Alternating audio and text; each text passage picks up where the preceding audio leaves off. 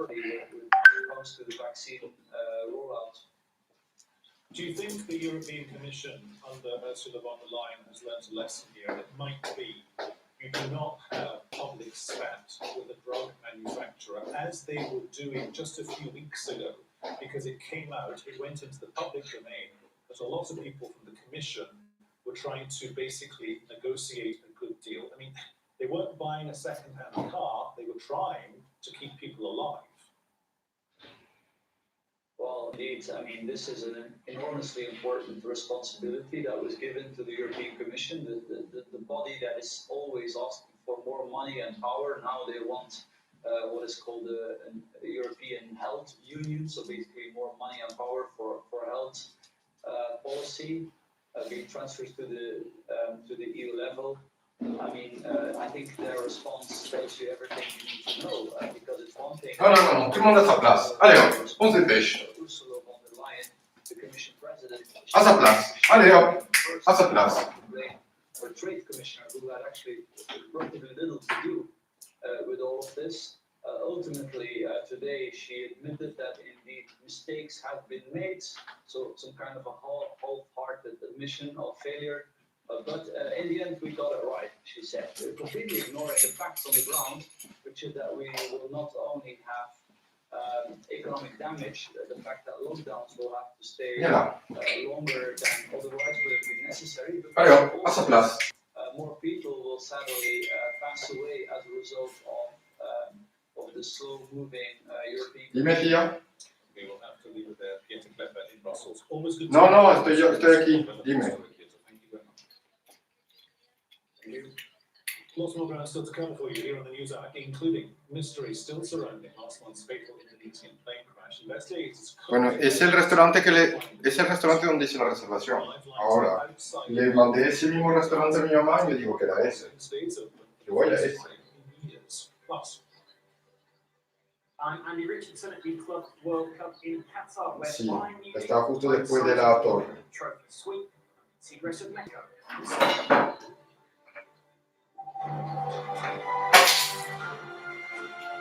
No, yo no sé dónde están los restaurantes viejos. No. Y no lo sé tampoco, de verdad. No, porque yo nunca he ido y mi mamá no tenía el nombre tampoco. Sí. Sí. De todas formas, ahí puedes tocar y te da el GPS enseguida. El mensaje que te mandé. Bueno, ok. Yo estoy saliendo. No, yo estoy saliendo. Ok. Vale. Chao, hasta luego. Scenes like this have played out across the country since the Sriwijaya air crash in January. We are in shock and very sorry. It is a big disaster for us. 3 of our family members died at once. Why did this happen to our family? Grieving families of the 62 passengers on board the flight from Jakarta are trying to come to terms with the sudden tragedy. 1 month since the crash, Indonesia's Commission has released its preliminary investigation, confirming they're looking into the plane's auto throttle as well as other factors. But aviation experts say it's still too soon to say what caused the crash, and without cockpit voice recorder, determining exactly what went wrong is almost impossible. While research continues for the voice recorder, the Commission is looking into several potential factors which may have contributed to the crash.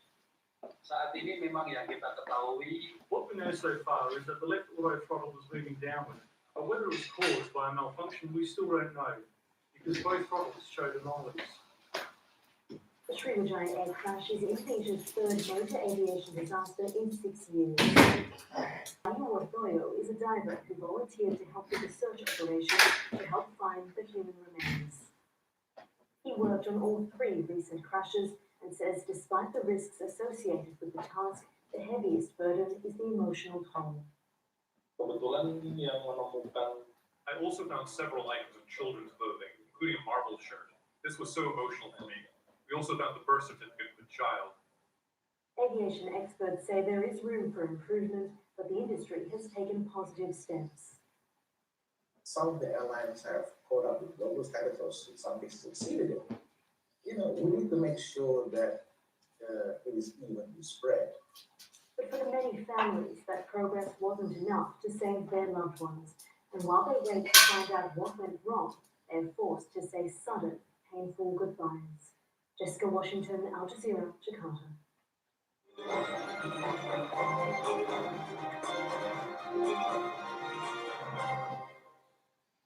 The US Senate is set to reconvene in just a few hours' time for the impeachment trial of former President Donald Trump. On Tuesday, the Senate rejected the defense argument that it's unconstitutional to prosecute a president after he has left office. The House impeachment managers will now have 16 hours spread over the next 2 days to present their cases. A two-thirds majority is required to convict Mr. Trump over inciting insurrection. People died that day. Officers ended up with head damage and brain damage. People's eyes were gouged. Officer had a heart attack. Officer lost 3 fingers that day. 2 officers have taken their own lives. Senators, this cannot be our future. This cannot be the future of America. We cannot have presidents inciting and mobilizing mob violence against our government. With this trial, you will open up new and bigger wounds across the nation. For a great many Americans see this process for exactly what it is. A chance by a group of partisan politicians seeking to eliminate Donald Trump from the American political scene. Our White House correspondent, Kimberly Halkett, is standing by for us at the White House. First, let's go to Capitol Hill and our correspondent there, Heidi Jo Castro. So, Heidi, day 2 of the proceedings. What can we expect in the coming hours? Today is the first official day that the impeachment managers will make the case against Donald Trump for this article of impeachment accusing him of inciting an insurrection. And we expect that the story that the managers will lay out will begin not just on January 6th, the day of that rioting, but much earlier. They'll touch on Trump's comments to reporters over the summer before the election, saying that he would not commit to peaceful transfer of power. They'll talk about the debate in which Trump was asked to denounce the extremists that were supporting him, but rather than do that, he said that there would be fraud in the upcoming election, and he told his supporters to stand by. Then, the days before the election happened, Trump endorsed attack on a Biden campaign bus when some of Trump supporters in Texas surrounded that bus and tried to run it off the road. And then, of course, come election night, Trump's refusal to concede, the lie piece began showing that evening that he had been the one that won the election, and of course, the litany of lawsuits that were either rejected or tossed out of court one by one because they lacked merit. That was a judgment coming even from the U.S. Supreme Court. And the impeachment managers will argue that those events led the supporters of President Trump to reach one conclusion, being that they had no other recourse than to take actions into their own hands, which set the stage for January 6th. During that rally, you'll likely hear former President Trump's words repeated once again to senators, in which he told supporters to march to the Capitol to fight like hell. That is what the impeachment managers say was the final match thrown by Trump to light the flame that ended up being the violence that we experienced here in January. Now, I should say that for 2 days, the impeachment managers will have to lay out those arguments, and then, of course, it'll be the former president's team to counter those. They will likely focus on January 6th, the words of Trump himself, in which he did say, quote, for those supporters to march peacefully and patriotically to the Capitol to have their voices heard. So you'll likely have that being parsed out with a continued argument, again, that this trial is unconstitutional, even though that was rejected by this simple majority of senators yesterday.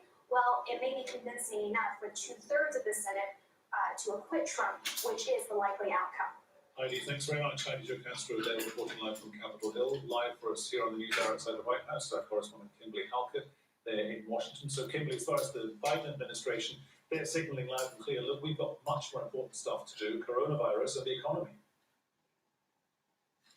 Absolutely. In fact, the words of Joe Biden were just that in the Oval Office. He said that he has a job to do, and that is to save lives, that 450,000 Americans have died from the global pandemic here in the United States. And so the Senate has its job, he'll do his. So this is a president squarely focused on the future, not the actions of a past president.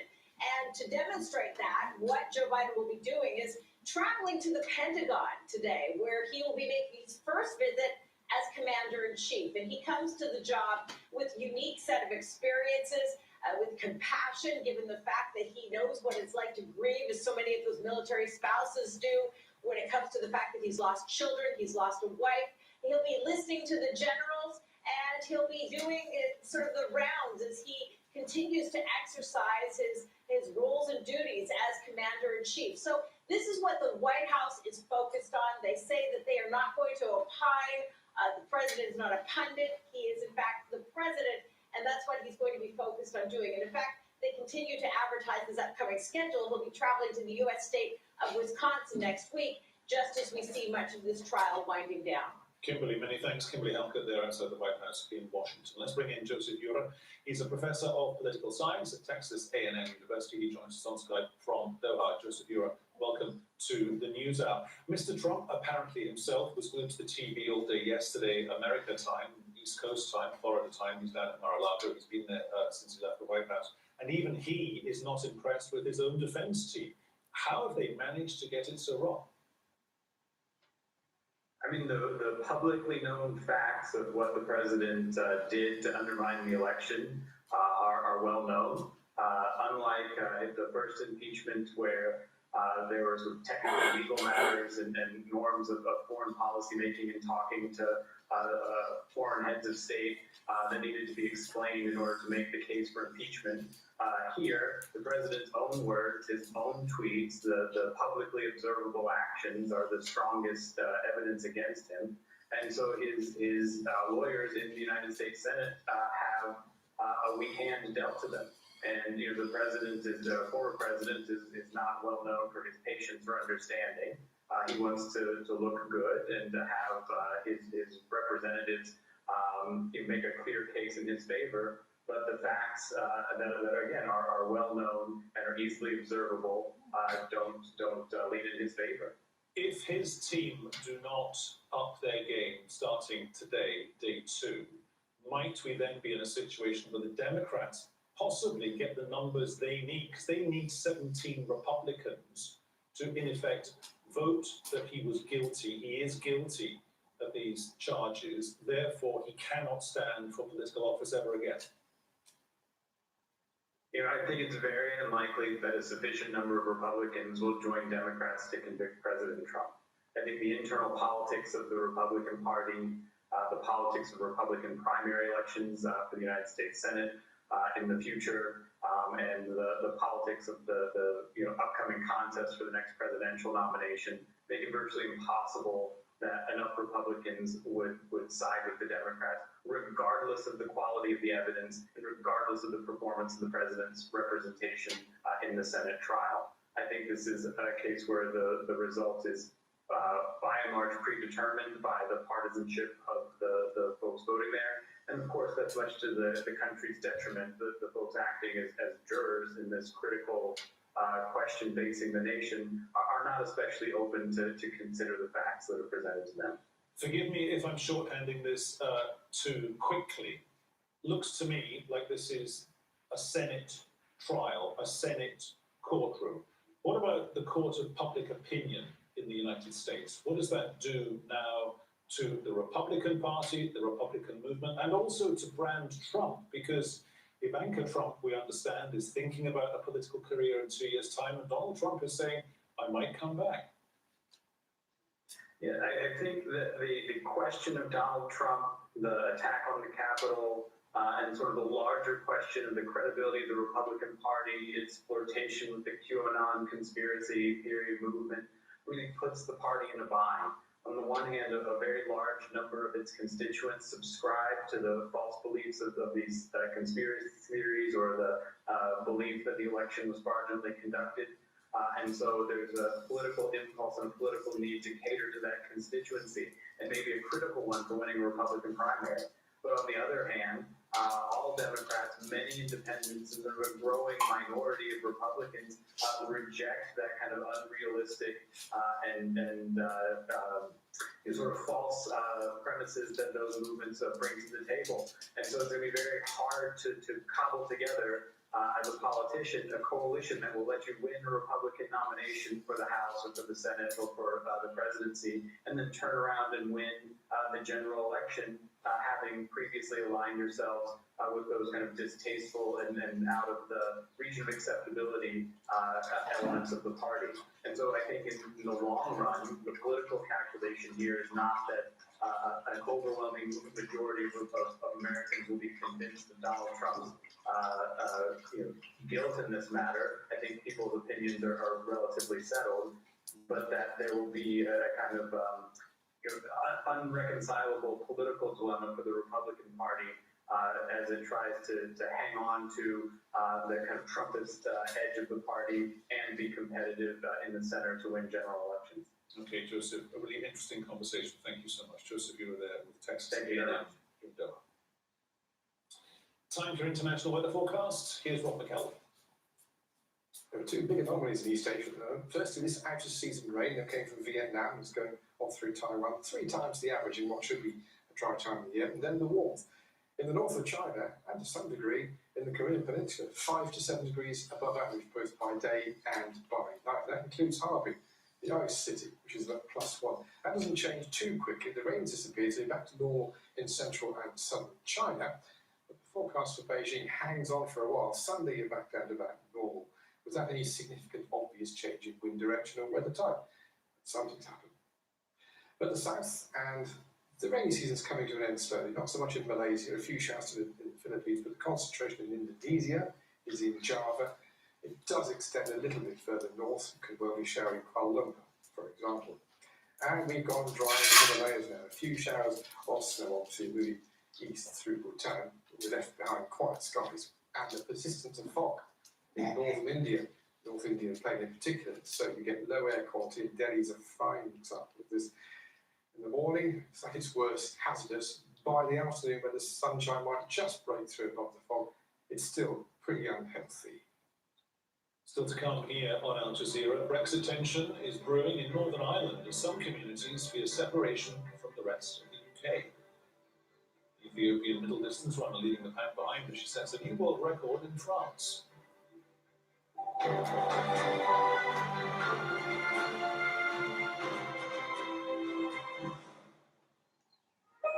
A son, a father, a mutual love of the arts. The stage is set to immortalize fading memories in a magical race against time. Witness our time machine on Al Jazeera. When the news breaks, The next few days are crucial. Security forces have been deployed heavily in hotspots like this one. when people need to be heard, Our demands have to be fulfilled by the government, and then if all the farmers leave, I will too. But if other farmers stay, I will stay. Al Jazeera has teams on the ground. This is the insurrection that President Trump is accused of fueling. To bring you more of world-moving documentaries and live news.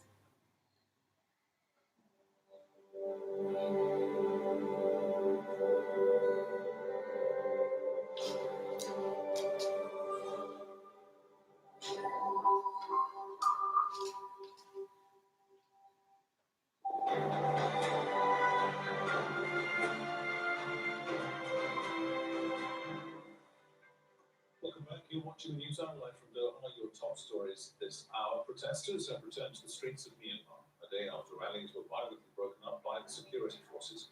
They're demonstrating against last week's military coup. Myanmar's military rulers have imposed a curfew in the two biggest cities and banned big gatherings. Rescuers in India are racing against time to reach dozens of workers trapped in a tunnel in the area flooded after a glacier collapsed, washing away dams, roads and houses. 32 people have died and around 190 are missing. UK Prime Minister Boris Johnson has defended new coronavirus restrictions as measured and proportionate. New hotel quarantine measures will require people travelling to the UK from red list countries to have to quarantine in a hotel for 10 days. Rival factions Hamas and Fatah have strengthened their commitment there to hold the first elections for Palestinians in 15 years. At talks in Cairo, they agreed to respect the timetable and the results of parliamentary and presidential votes in May and July. Palestinian governance has been divided between Fatah in the occupied West Bank and Hamas in Gaza. Palestinian police will be solely responsible for guarding polling stations. For the first time in years, Egypt has indefinitely opened its Rafah border crossing with the Gaza Strip. The crossing is the only passage to the outside world for Gaza that's not controlled by Israel. The move came on the second day of talks between Palestinian factions in Cairo. Leader Ibrahim has more now from Ramallah in the occupied West Bank. They released a statement after they concluded a two-day meeting in Cairo, in which they said that they're going forward with holding elections that were announced by a presidential decree. The first elections would be held, or expected to be held, or the Legislative Council elections.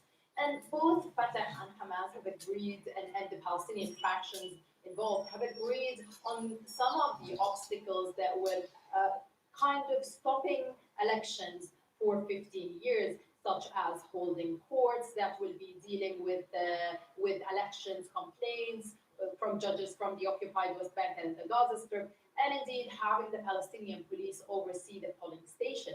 And while many Palestinians have been relieved to hear the news of potential elections and the factions agreeing, many still say that anything could happen between now and May. Some are linking the discussions in Cairo to the opening of the crossing. They believe that maybe it's a gesture from the Egyptians. It's the first time for it to be open since 2014. Thousands have already been registering their names with the Interior Ministry in Gaza, and they hope that they can make their way into Egypt. It's their only lifeline to the outside world. But more than 300 people will be allowed in at the time. And many are still concerned that while they're happy that the crossing is open, is that they're concerned that they're not going to be treated greatly, specifically due to some security concerns by the Egyptian. What usually takes a 5-hour, what a trip would usually takes 5 hours could potentially take 2 days. Somalia is facing a political crisis after the president's term expired before new elections could be organised. Opposition leaders want him to step down, but he says he's staying until a vote can be arranged. Mohammed Ado reports. President Mohamed Abdullahi Farmajo's 4-year term expired on Monday, but he is still in office. New elections were supposed to have taken place in Somalia before that date. Having failed to organize them, he is now in dispute with regional leaders about when and how they will be held. It's created a political crisis and raised tension in the capital Mogadishu that's slowly recovering from 3 decades of conflict. Rahma Hassan Samata runs a clothing and cosmetics shop in the city. She says business is bad. Customers no longer come to buy goods, and when we call our most loyal customers, they ask whether they should be thinking of buying clothes or save their money, in case the current political crisis takes a turn for the worse. And she has this advice for Somalia's political leaders.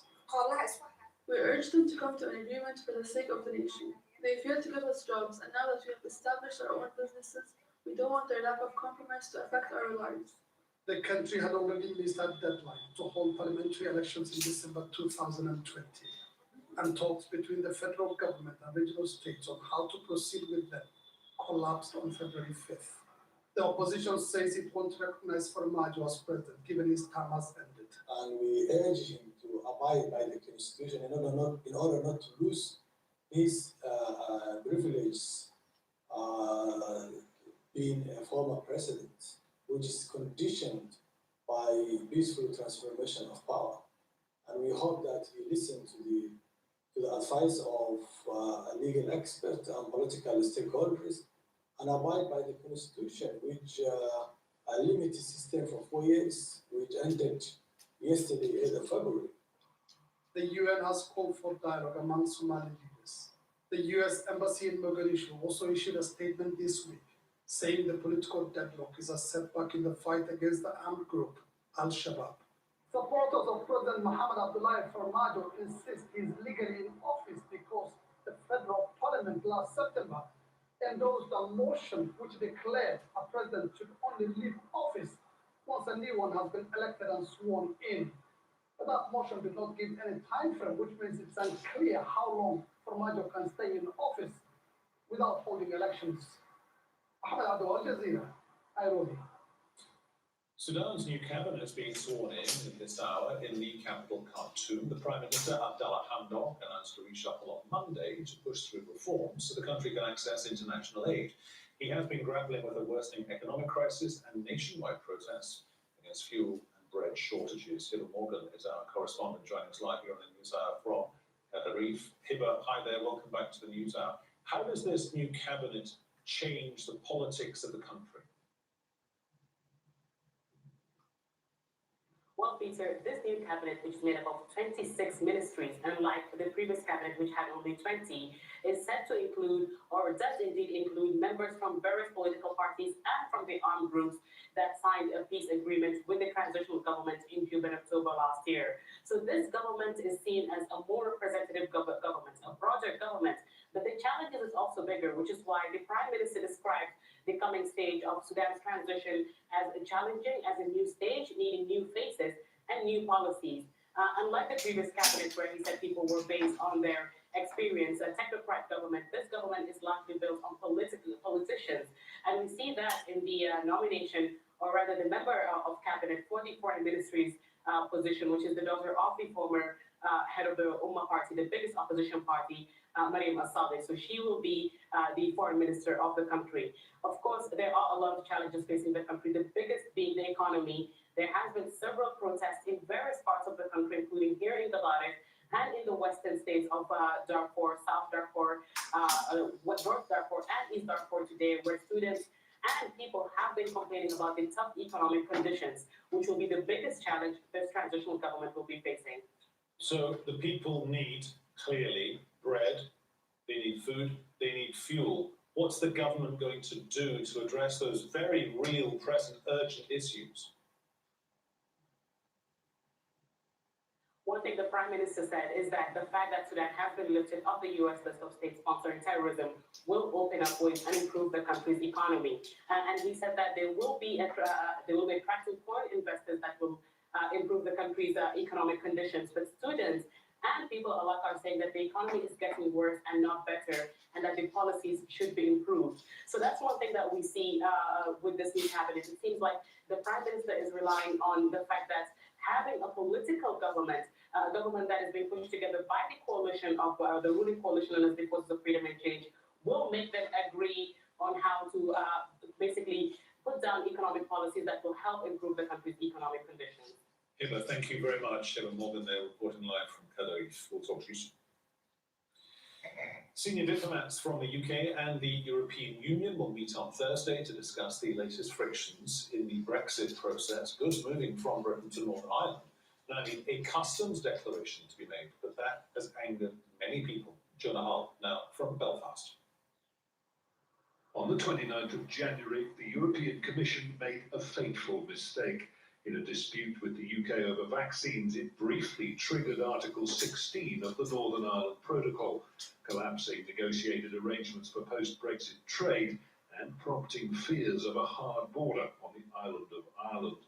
Unionists were outraged. Their anger focused as much on EU duplicity as it is aimed at the government in Westminster for agreeing a new economic division that many here consider an existential threat.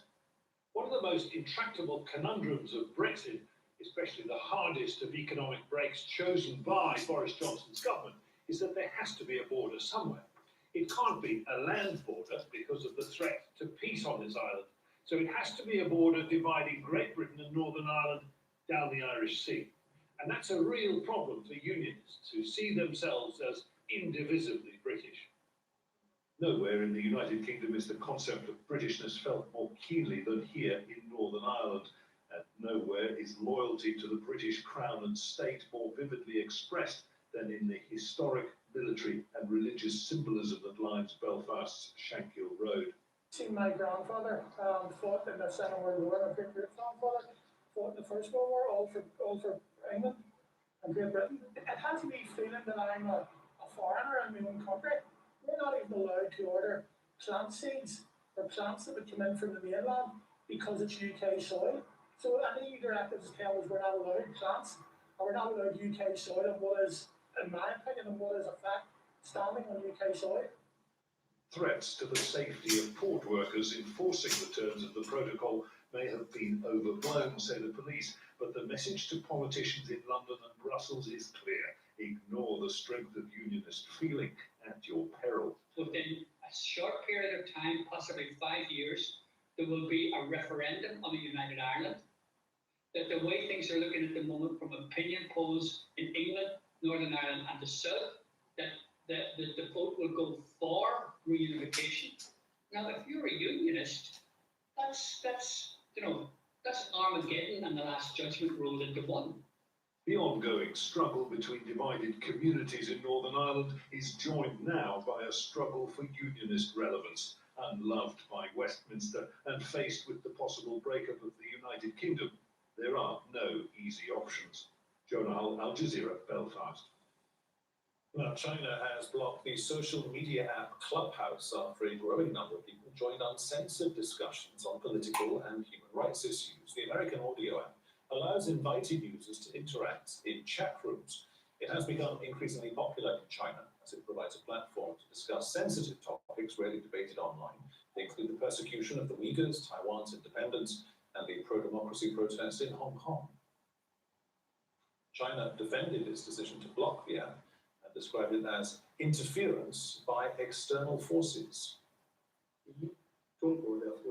First, while China's internet is open, the Chinese government manages the internet in accordance with law and regulations. Second, China's position on the relevant issues has always been consistent and clear-cut. China has an unswerving determination to defend its national sovereignty, security, and development interests, as well as to oppose interference by external forces. Ross Weingold is an Asia political risk analyst. He says it's no surprise Chinese users are, once again, a step ahead of internet regulators. Clubhouse became popular very rapidly to the point where I had Chinese friends sending me text messages asking me for help to get onto Clubhouse within the past few weeks. So it's a very sudden phenomenon, but just as quickly the Chinese internet regulators, obviously they've caught up with it and now have made efforts to block it. Look, Chinese internet users routinely jump over the firewall to access internet websites and social media around the world. It's not unusual that they would have tried something new that became popular. They heard about it. The technology and the capabilities and frankly the intelligence of internet users is always going to be several steps ahead of regulators, whether in the West or in China. So when it gets onto the agenda of the Chinese authorities, it always comes after it was popular with netizens. And this is just another example of that. But it also shows once again that the tolerance level for this kind of conversation within China is very limited, and it can only take place within the confines that authorities in China are comfortable with.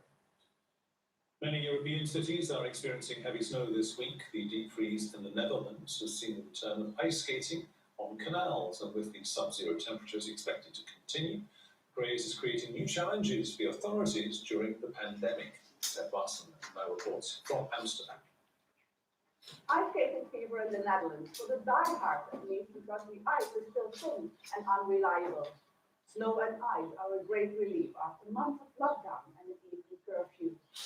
And these extreme winters have become so rare that this is all the Dutch are talking about. You can see my bed.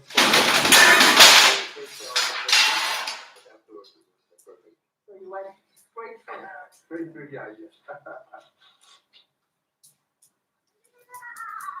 And this is a unique opportunity for the Dutch to turn the few hills in this flat country into a playground. The country has become awfully out of practice. This is one of the main public transport hubs in Amsterdam, but trams and trains and metros and buses are barely functioning or not functioning at all. COVID test locations, vaccination locations are closed, garbage is barely collected. So much of public life has come to a standstill, and only because of 30 centimeters of snow.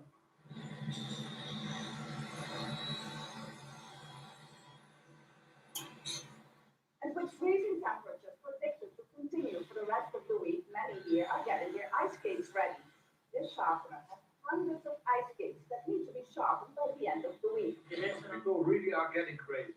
There's no ice yet and they're already starting to get nervous.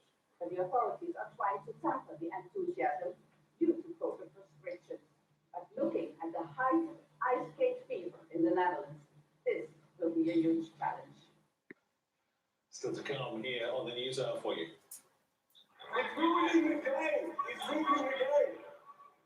The bad boy of Australian tennis battles the umpire, what he calls dark thoughts, in front of 20,000 home fans.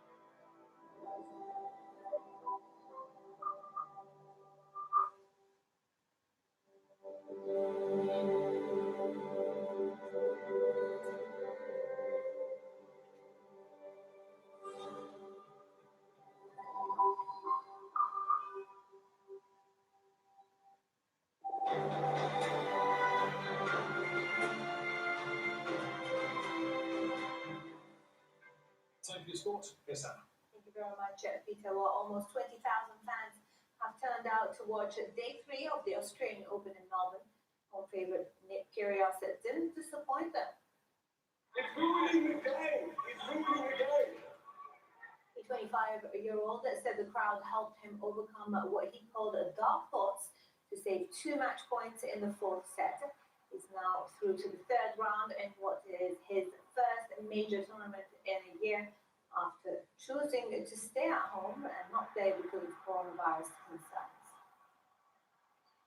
Well, number 1, Novak Djokovic was made to work harder for his 2nd round win. He lost the 2nd set to American Francis Tiafoe in a tiebreak and only just held on to win the 3rd set tiebreak. Defending champion relieved to make it through to the next round. He was holding his serve very well. I was not really using my breakpoint chances very well.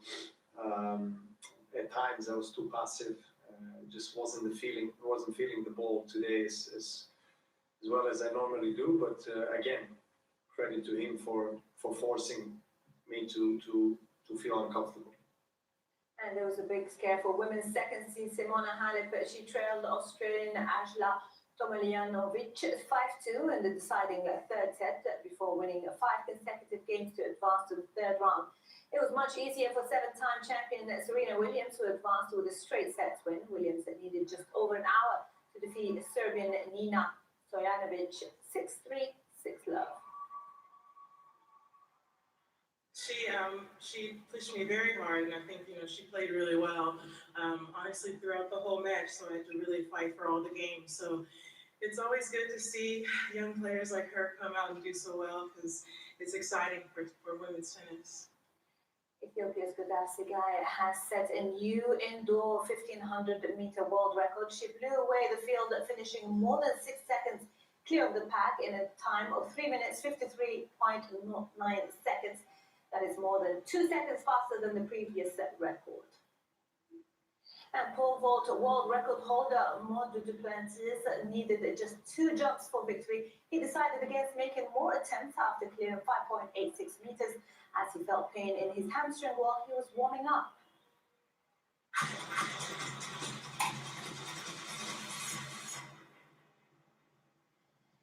Even by Bayern Munich standards, the team is enjoying a period of a rare success. The German side faced Mexican club Tigres in the Club World Cup final inside of a unique trophy sweep.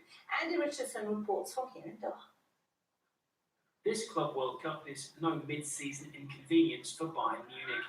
The German champions have the chance to become only the second team after Barcelona in 2009 to win all 6 domestic and international titles on offer in a single season.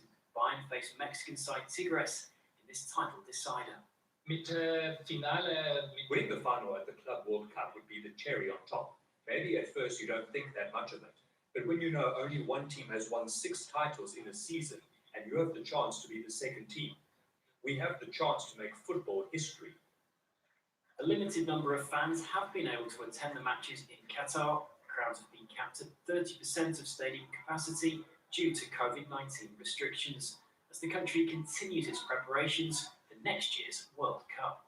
It's a really good sign for everybody that we can see 30% of the supporters in the stadium. This is a sign of hope for everybody. So we can see that really nice to be in a sports event and see the supporters there and supporting their teams and feel this atmosphere again. In December, Qatar will host the FIFA Arab Cup, a 22-team tournament lasting close to 3 weeks. The hope is even more fans will be able to attend, allowing organisers to stress test all aspects of their World Cup infrastructure, be it stadiums, fan zones or the new metro system, ahead of the main event next year. We do hope that the world goes back to normal and that people can enjoy their lives as they previously did. And of course, we want to make sure that also sports is enjoyed the way we're all used to it being enjoyed. However, it is important for us to be able to test all our protocols as we've been doing. You need to be prepared. We hope that we don't need to implement any of these protocols that we're implementing right now. For now, the few dozen Tigres fans that are in Qatar will at least have the chance to witness their team's shot at winning one of club football's biggest titles. Andy Richardson, Al Jazeera, Doha. Manchester United left it till late in extra time to progress to the quarterfinals of the FA Cup. United had their chances to secure the win in normal time, but West Ham's goalkeeper kept the game goalless. Then in the 7th minute of extra time, United quickly broke from near their goal with Scott McTominay securing the 1-0 win. In the NBA, the Detroit Pistons took advantage of Kevin Durant's absence, beating the Brooklyn Nets 112-111. The 2-time champion is sidelined because of the league's coronavirus health and safety protocols. Jeremy Grant scored 32 points to help the Pistons seal the win and hand the Nets the 3rd straight defeat. 6 was the lucky number for the defending Stanley Cup champions, the Tampa Bay Lightning. They are now on a 6-game winning streak after beating the Nashville Predators on Tuesday. Nashville scored the opening goal of the game, but Tampa came back scoring, you guessed it, 6 unanswered goals. And that's it for me, Peter. Sana, thanks very much. When we come back on the other side of the break, we'll take a live update from Washington, day 2 of Donald Trump's impeachment. Stay with us for that. We'll see you soon.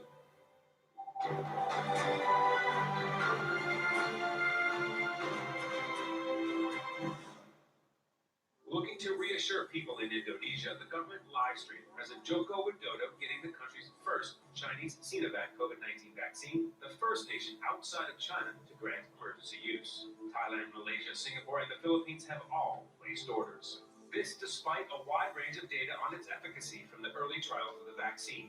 Some Southeast Asian countries have not yet approved the jab. This has led to some questions about the vaccine stemming from the lack of transparency and data. The Chinese regulators do not want to give up the control. If they submit their vaccine dossier, they would give up a certain amount of control. Thailand is looking to start vaccinating high-priority people with the Sinovac jab. Some here feel as though the lack of transparency around the vaccine is not limited to trial data. You have a major Thai conglomerate, the CPA Group, taking a stake in a company that produces Sinovac. Like some of its neighbors, Thailand is ordering vaccines from other companies as well. It's America's worst kept secret, cracked open in the time of a pandemic, exposed in the time of Trump. Through the turmoil of 2020, the big picture traces a century of racial injustice to reveal how philanthropy, politics, and economics preserve structural inequality, keeping white as supreme and black in its place. A Race for America, Part 2 on Al Jazeera. The stage is set, and it's time for a different approach, one that is going to challenge the way you think. I'm asking the questions now as your new host on the next season of the show that's got no space for sound bites, only time to dig deep. So let's leave simplicity to the headlines. Join me as I take on the lies, dismantle the misconceptions, and debate the contradictions. I'm Mark Lamont Hill, and it's time to get up front, right here on Al Jazeera.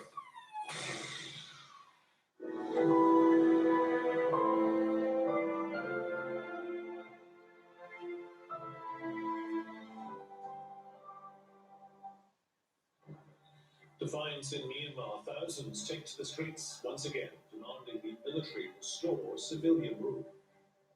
Hello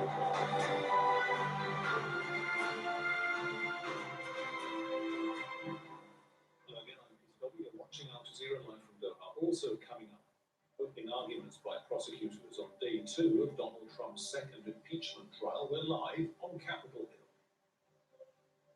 I'm Elizabeth Puranam in northern India, where the rescue operation to find 35 men missing in a tunnel is continuing 3 days after a devastating flood swept through the region. Mystery still surrounds last month's fatal Indonesian plane crash. Investigators comb through evidence to find the cause.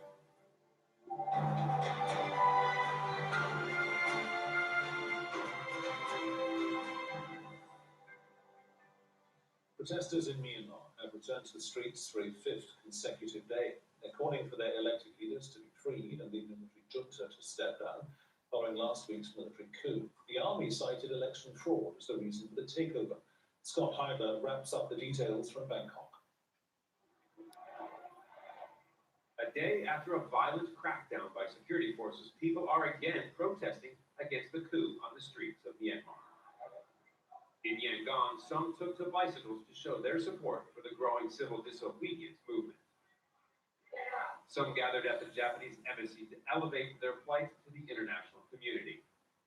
A message wall was also set up for people to leave their comments and thoughts about the coup last week. And in Mandalay, they came out on motorbikes and on foot.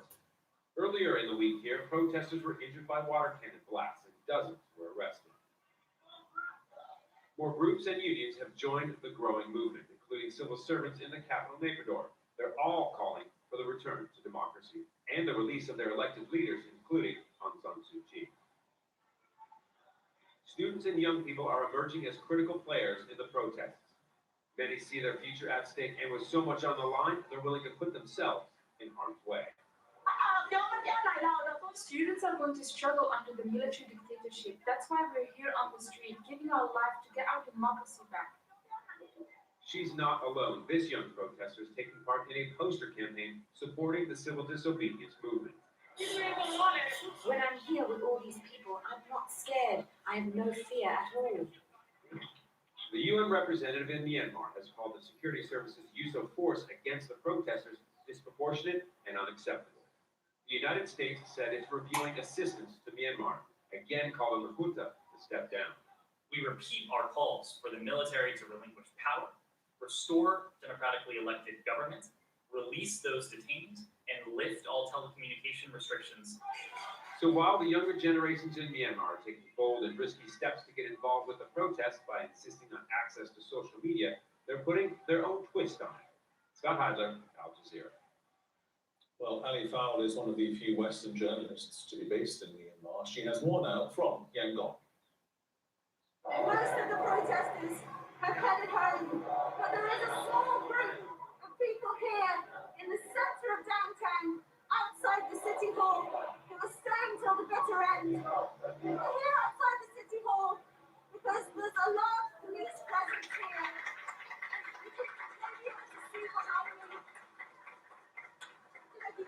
with this police there. And so the people have been shouting at the police, singing, they've been chanting, keep the yap, which means people's police. They're trying to encourage the police to join with them, to join with the people in this protest movement and not to crack down. Inside the city hall as well, there are some military, we've seen them from the balconies. That's a little bit more worrying for people. Generally, the atmosphere has been pretty jubilant. Today we've heard singing, we've heard people playing music, but there have been a lot more helmets around. You see people wearing personal protective equipment in fear of some sort of crackdown. And there is a water cannon behind me there, ready if they did decide to they want to move the crowd. But for now, it's near the end of the day, things are still calm here. And hopefully this will continue for tomorrow.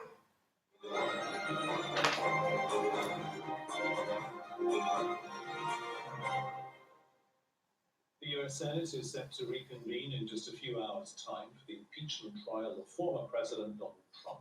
On Tuesday, the Senate rejected the defense argument that it's unconstitutional to prosecute a president after leaving office. The House impeachment managers will now have 16 hours spread over the next 2 days to present their cases. A two-thirds majority is required to convict Trump of inciting insurrection. People died that day.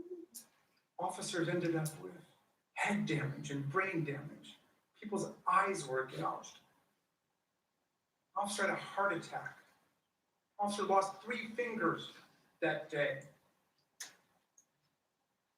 2 officers have taken their own lives. Senators, this cannot be our future. This cannot be the future of America. We cannot have presidents inciting and mobilizing mob violence against our government. With this trial, you will open up new and bigger wounds across the nation. For a great many Americans see this process for exactly what it is. A chance by a group of partisan politicians seeking to eliminate Donald Trump from the American political scene. Okay, live now to my colleague Heidi Jo Castro, who's on Capitol Hill for us. So Heidi, what can we expect today? Peter, today is the official start of the case against Donald Trump on this article of impeachment. We got a taste of that yesterday when the impeachment manager showed a graphic video, 13 minutes long, that juxtaposed the words of the former president on January 6th when addressing his crowd of supporters and their later actions, some simultaneous actions in breaching the Capitol and the violence that ensued, leading to the deaths of at least 5 people. And the reason that they showed the video yesterday was it was still the first day of trial. They really wanted to come out of the gate with their strongest, most visceral evidence, which seek to put those senators back into that moment on January 6th when they themselves were evacuated from the chambers to escape that violence. And today, we'll see more of the same, with the impeachment managers laying out the evidence not only on what happened on January 6th, but also the events leading up to it. They'll likely mention Trump's comments to reporters in the summer before the election when he set the standard in a sense by saying he would refuse, that he would not commit rather to a peaceful transition of power. And then leading up to election night, his refusal to concede, the beginning of his lie that very evening that he had been the one to have won the election, the lawsuits that were supported by his attorneys, each one of them tossed out of court or rejected because they lacked merit, including the U.S. Supreme Court objecting to those arguments. And the impeachment managers will argue that all of those actions leading up to January 6th allowed Trump's supporters to reach only one conclusion, being that they had no other recourse but to take actions into their own hands, a conclusion that was fanned by Trump's continued lies day after day that he had been the one to win the election. Then, of course, the former president's words on January 6th when he said to those supporters to march to the Capitol where they should fight like hell.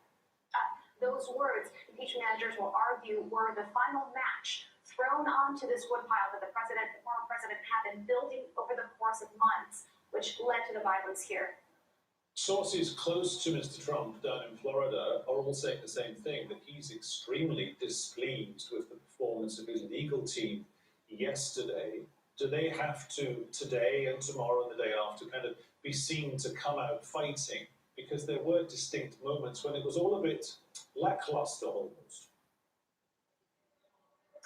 That's right. That's been a judgment that's been shared by members of both parties. And like you said, from some of the people closest to the former President Trump, his attorneys yesterday, one went on for a very long time without really getting to a point. The other read from a prepared statement for about an hour. And the former president reportedly very angry about that performance. But those attorneys will not have a chance to, in a sense, redeem themselves for at least another 2 days, because today and tomorrow will be focused only on the impeachment managers, the prosecutions, in a sense, their arguments. But when it finally does come time for Trump's attorneys, and they'll of course also have 2 days to present their defense, they will likely focus in on the words of the former president on January 6th, and they'll quote him as saying to his supporters to march peacefully and without violence, and peacefully and patriotically were his very words to the Capitol, to make their voices heard. Democrats have said that's really parsing out a very small section of that long speech, and then of course there's all that history that I went into earlier. But Trump's attorneys will likely zero in on that as a major source of their defense, as well as their continued arguments that this trial remains unconstitutional. Of course, that was an argument rejected by a simple majority of senators yesterday, which is why we're still seeing these proceedings unfold. But it may be an argument that is strong enough to convince at least 2/3 of the Senate to acquit the former president, which is the likely outcome. Heidi, many thanks for that clarity. Heidi Castro there reporting live from Capitol Hill on day 2 of Donald Trump's impeachment. Rescuers are using drones to search inside a tunnel where 35 workmen are believed to be trapped in the Indian state of Uttarakhand. Now, the tunnel and much of the surrounding area was flooded on Sunday when a glacier collapsed. Dams, power plants and roads all destroyed. 32 people have died, at least 190 are still missing. Rescuers spend days removing enough debris to allow teams to enter the tunnel. Elizabeth Baran's at the site of the tunnel collapse with this report. It is day 3 since the flood hit, and rescue workers are continuing their search for the men who were in this tunnel when it flooded on Sunday. They are removing large amounts of sludge, and they're trying to reach 180 meters from the entrance because they believe that if the men are alive, the best chance of finding them remains pockets of air which are 180 meters from here. They were able to dig up to 110 meters yesterday, but by this morning it was only 120 meters. Rescue teams say that large amounts of sludge keep pouring in as they clear more. They also say that if the men are alive, they will be suffering from severe hypothermia, given it's been nearly 3 days since the flood hit.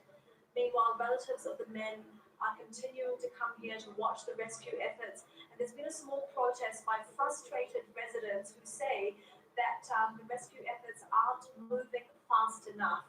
There's going to be a meeting with all of the agencies involved, that's the police, army, navy, disaster response, even the India-Tibet border police personnel, to decide how to move forward, given it has been nearly 72 hours, and rescue teams say that those 72 hours after such a disaster are the most crucial in saving lives. 1 month after a plane crashed into the Java Sea carrying 62 passengers, Indonesian investigators say it's still too early to determine what caused the disaster. The Sriwijaya air crash in Indonesia's third major aviation crash in 6 years. Jessica Washington reports. Inside this ambulance are the remains of a young family, a woman named Ramania and her youngest daughter.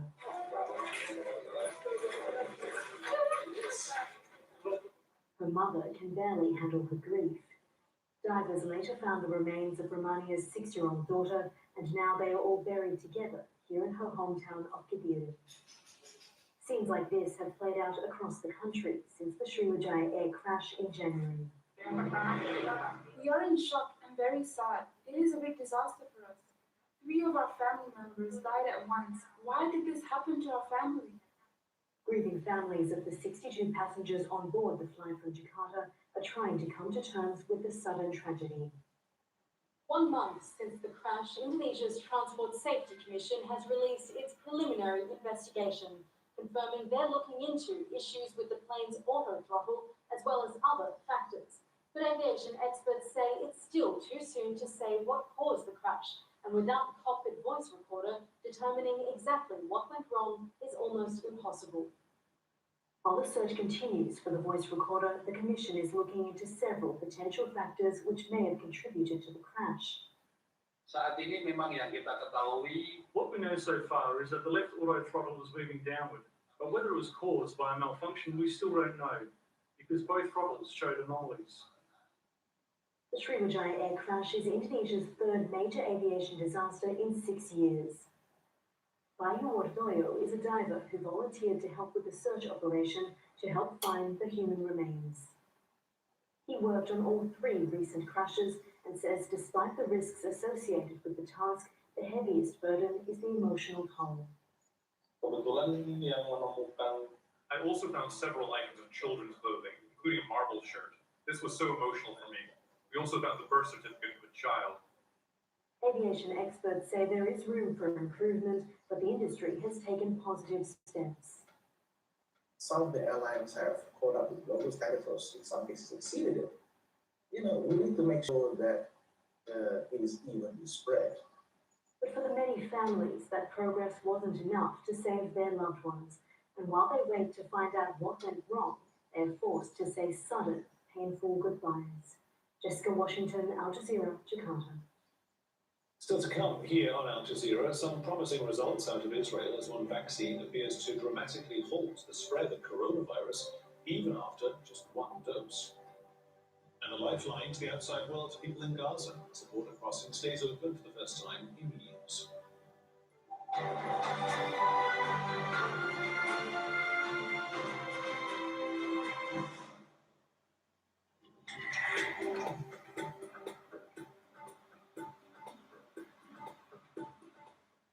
It's not as cold as it was, and it's getting a bit warmer throughout Japan, northern China. The real cold's tucked up a long way north, top of the screen there. So a few showers at first, snow showers, then they disappear.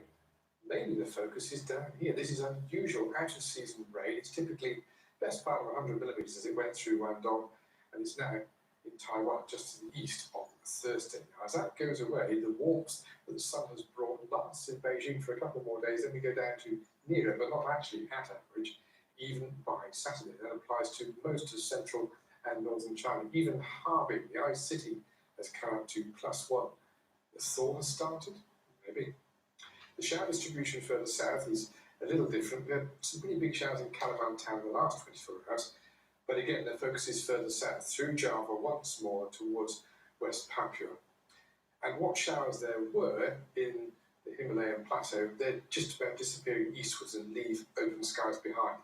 So no stirring of the atmosphere, which means fog has come back on the scene, I'm afraid, and it's persistent fog. So once again, for New Delhi, air quality really goes downhill. You start off as hazardous, you improve in the afternoon to unhealthy.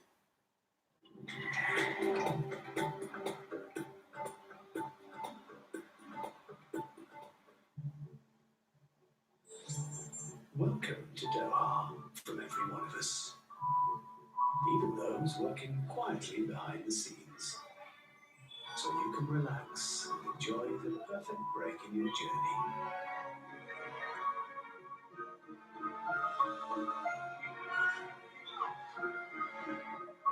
And when you leave with a smile, we know our day's work is done. Qatar Airways, welcome to our home.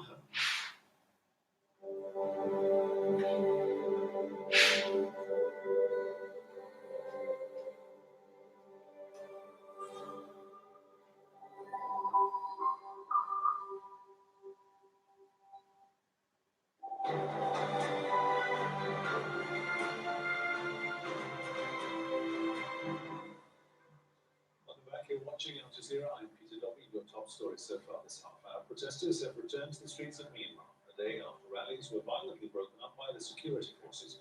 They're demonstrating against last week's military coup.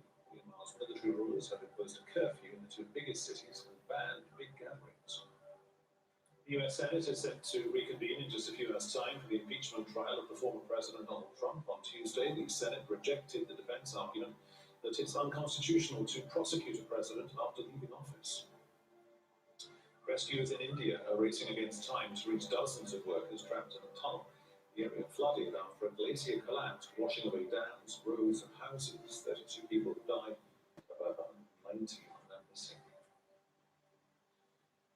In the first study of its kind, Israeli researchers are hoping to answer one of the most important questions regarding COVID-19 vaccinations, and that's the rate of transmissibility after the first jab. Israel's swift vaccination rollout has made it the largest real-world study of the Pfizer vaccine. More than half of eligible Israelis have now been fully or partially vaccinated. In what appears to be a game changer, results do show a significant decrease in the spread of the virus between 12 and 28 days after the first dose. Harry Fawcett joins us live now from West Jerusalem. So, Harry, what does this development mean for fighting COVID? Well, yes, as you're saying, Israel is becoming a bit of a generalized test bed of the Pfizer-BioNTech vaccine. And so far, the indications have been positive for the cohorts of the population who've had the largest amounts, or who've been vaccinated in the largest amounts. The hospitalization numbers, the severe illness numbers have been coming down. But that is a pretty raw read of the population numbers. What this is a specific study of the impact of the virus on the vaccination on the viral load within the bodies of the people who've had it. And the amount of virus is seen to be very important in terms of how much of that is then shed and passed on potentially to the next person to be infected. And what they found is that between 12 and 28 days after the first injection, the average reduction in the viral load is about 4 times less than it would be otherwise. And so that is hugely significant because not just here in Israel, where they are following the Pfizer recommendation of a 3-week interval between the first and second vaccinations, the suggestion here, or at least the presumption here, would be that after the second jab, there would be even more of an effect in terms of reducing that viral load and hence the transmissibility. But also in places like the UK, where they are taking the approach of a 12-week interval, trying to get as many people given at least one jab as possible, the pretty significant effect of just one injection will be welcomed there too. And more broadly, that the idea that the vaccination regime doesn't just reduce illness, but potentially could really make a big impact on transmissibility too. Harry, thanks very much. Harry Fawcett there, reporting live. UK Prime Minister Boris Johnson has defended new hotel quarantine measures in the UK, saying they are proportional and they stop the virus from spreading. From February the 15th, people travelling to the UK from the red list countries will have to quarantine in a hotel for 10 days. The government is asking hotels near sea and airports to join the scheme, but there are concerns about capacity. The European Commission President has expressed regret over the EU's slow vaccine rollouts. Ursula von der Leyen admitted that targets have not been met and the bloc wasn't where it wanted to be in the fight against the virus. Noch nicht da sind, wo wir sein wollen. We were late with the approval, we were too optimistic on mass production, and perhaps we were also too certain that the orders would actually be delivered on time. Mandatory testing of frozen food imports in China is being blamed for a backlog of container ships. The Chinese authorities say contaminated packaging is spreading the virus, but health authorities say the claims are baseless and it's costing suppliers millions of dollars. Sarah Clark reports from Hong Kong. This is a mandatory process in China.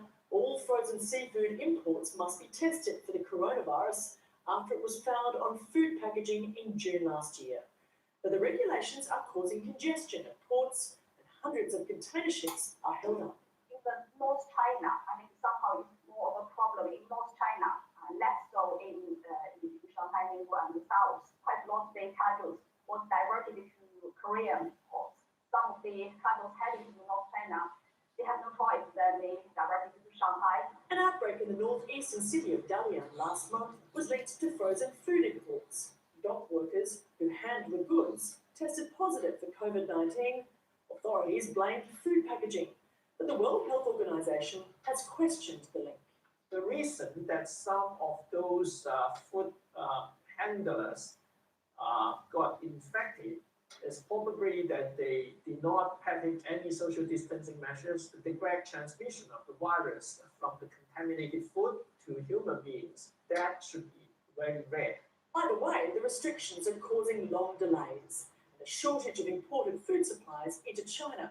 The most immediate impact will be a sudden imbalance of the flow of the food supply, into and outside of China.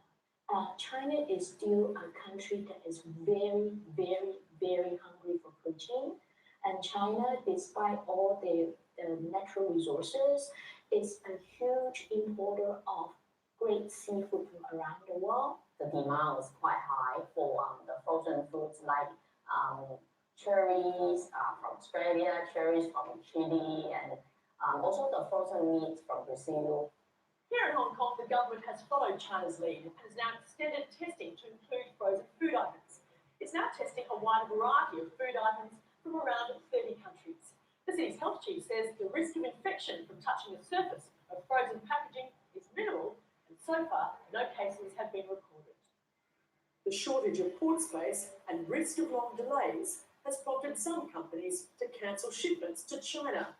The Chinese authorities showing no sign they'll ease up on the regulations. Sarah Clark, Al Jazeera, Hong Kong.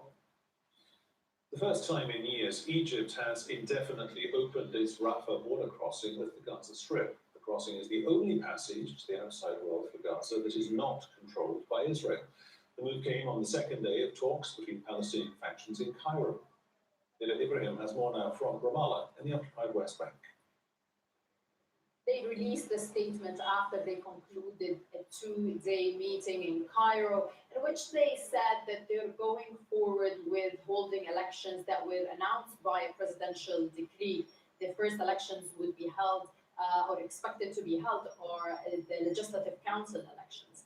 And both Fatah and Hamas have agreed, and the Palestinian factions involved have agreed on some of the obstacles that were kind of stopping elections for 15 years, such as holding courts that will be dealing with elections complaints from judges from the occupied West Bank and the Gaza Strip, and indeed having the Palestinian police oversee the polling station.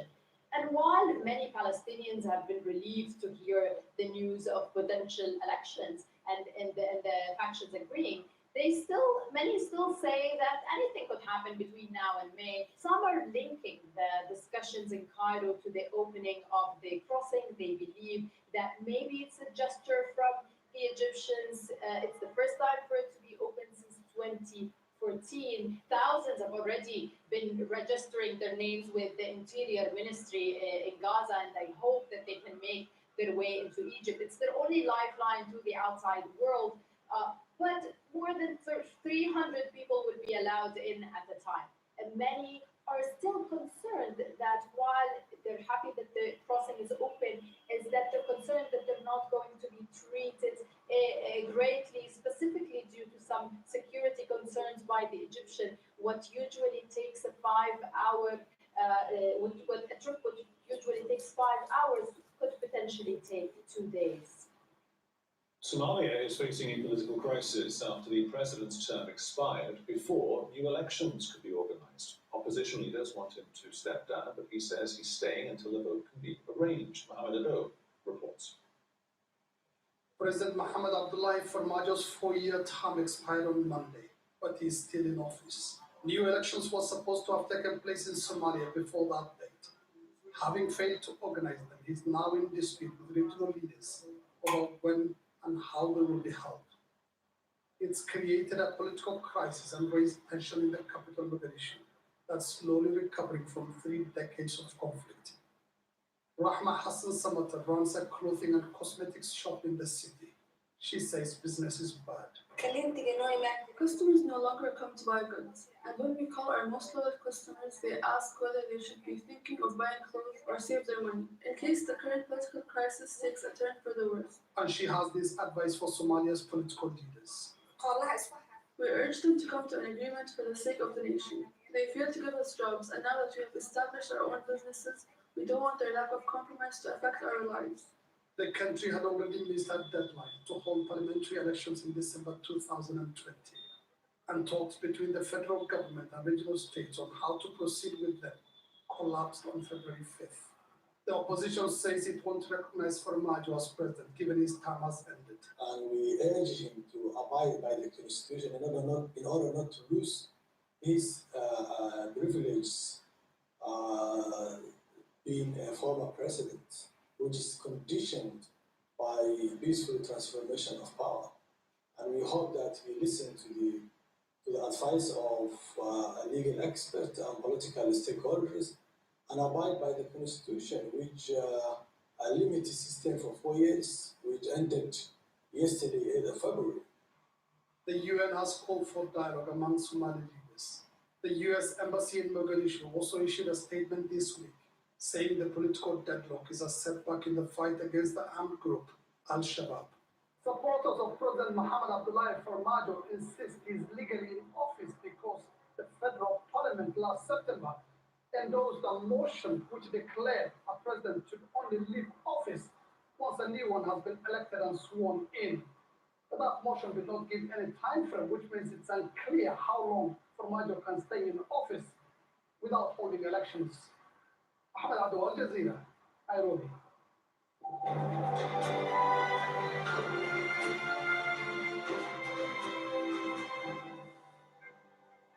This is Al Jazeera. These are the top stories. Protesters have returned to the streets of Myanmar a day after rallies were violently broken up by the security forces. They're demonstrating against last week's military coup. Myanmar's military rulers have imposed a curfew in the two biggest cities and banned large gatherings. Ali Fowle has more now from Yangon. Thousands of people have been flocking to the streets again. We're now in our second day since they declared martial law in Yangon and around other parts of the country. But it doesn't seem to have put off the protesters. We've seen just as many numbers, if not more, coming out today and yesterday. Depending on the area you go to around town, the atmosphere is very different. You can see behind me here, it's nearing the end of the day, but there's still quite a few people milling around. In this area, which is the central, near the city hall, it's an area called Sule, it's central downtown. There's almost a festival atmosphere. The US Senate is set to reconvene in just a few hours' time for the impeachment trial of the former president, Donald Trump. On Tuesday, the Senate rejected the defense argument that it's unconstitutional to prosecute a president after leaving office. Rescuers in India are racing against time to reach dozens of workers trapped in a tunnel. The area flooded after a glacier collapsed, washing away dams, roads and houses.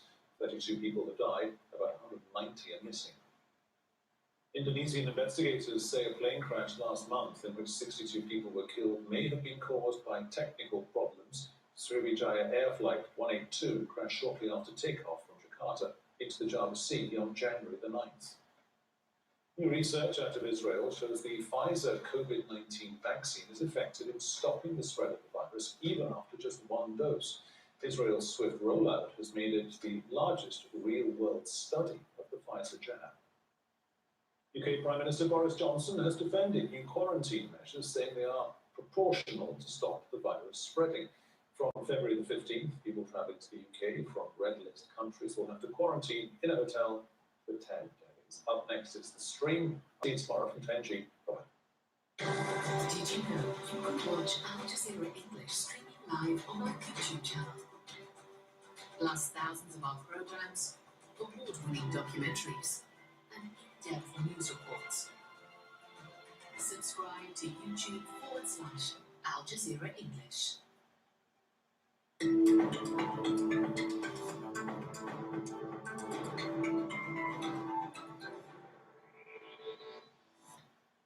Hi, I'm Femi OK. You're watching the stream. On this episode, we are spending a full 25 minutes with George Mpanga, also known as the spoken word artist George the Poet. Hello, George.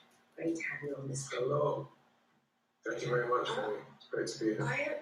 I am thinking, George, that there are going to be times when you create content, you do performances for the audience who know you. They know your work. So there's a shorthand with talking to them. And there'll be other times where you know you're speaking to a much broader audience who don't know you, your background, how do you introduce yourself to people who are discovering you, people who are discovering you right now in this conversation? I tell people that I'm a spoken word artist and I tend to talk about political and social questions in my work.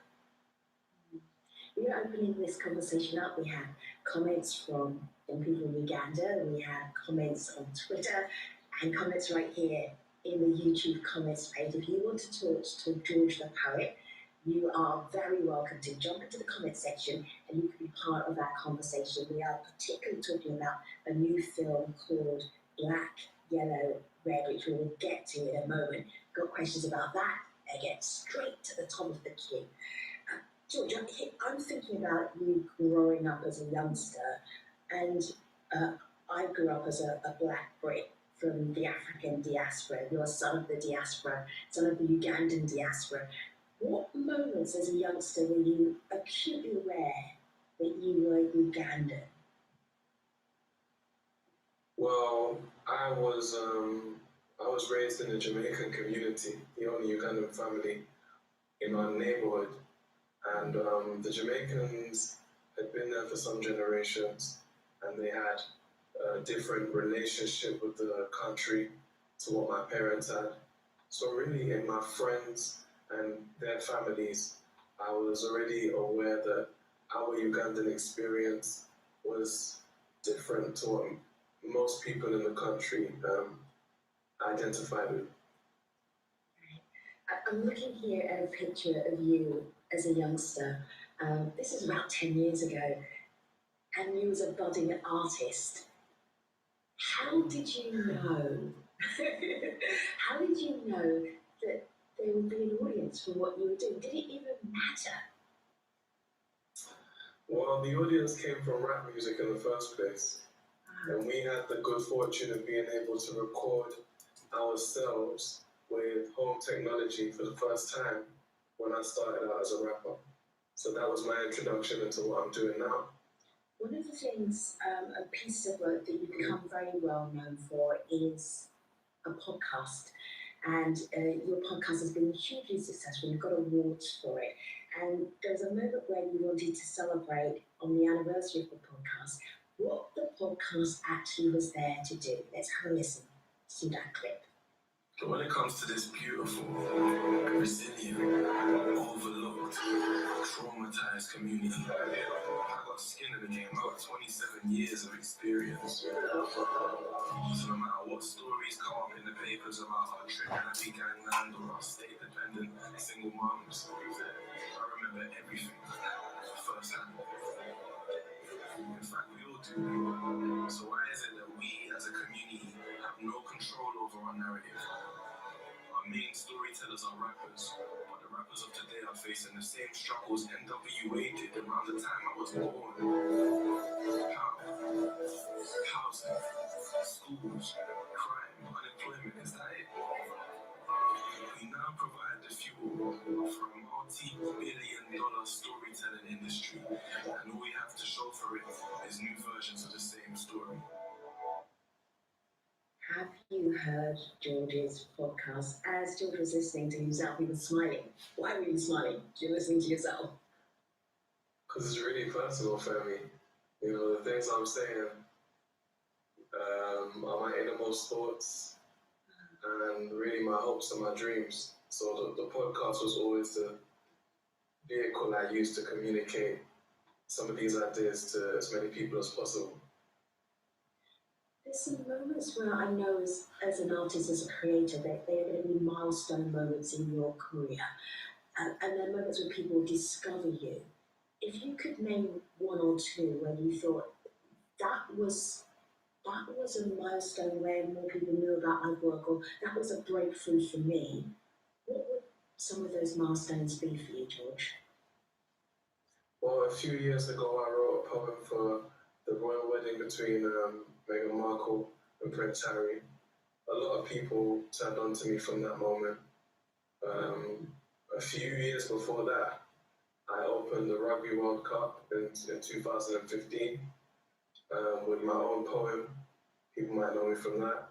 I've been the face of a few global ad campaigns because I write poems in collaborations with brands, and you know, fortunately, many of those poems get broadcast across the world. So there's been a few moments, I guess.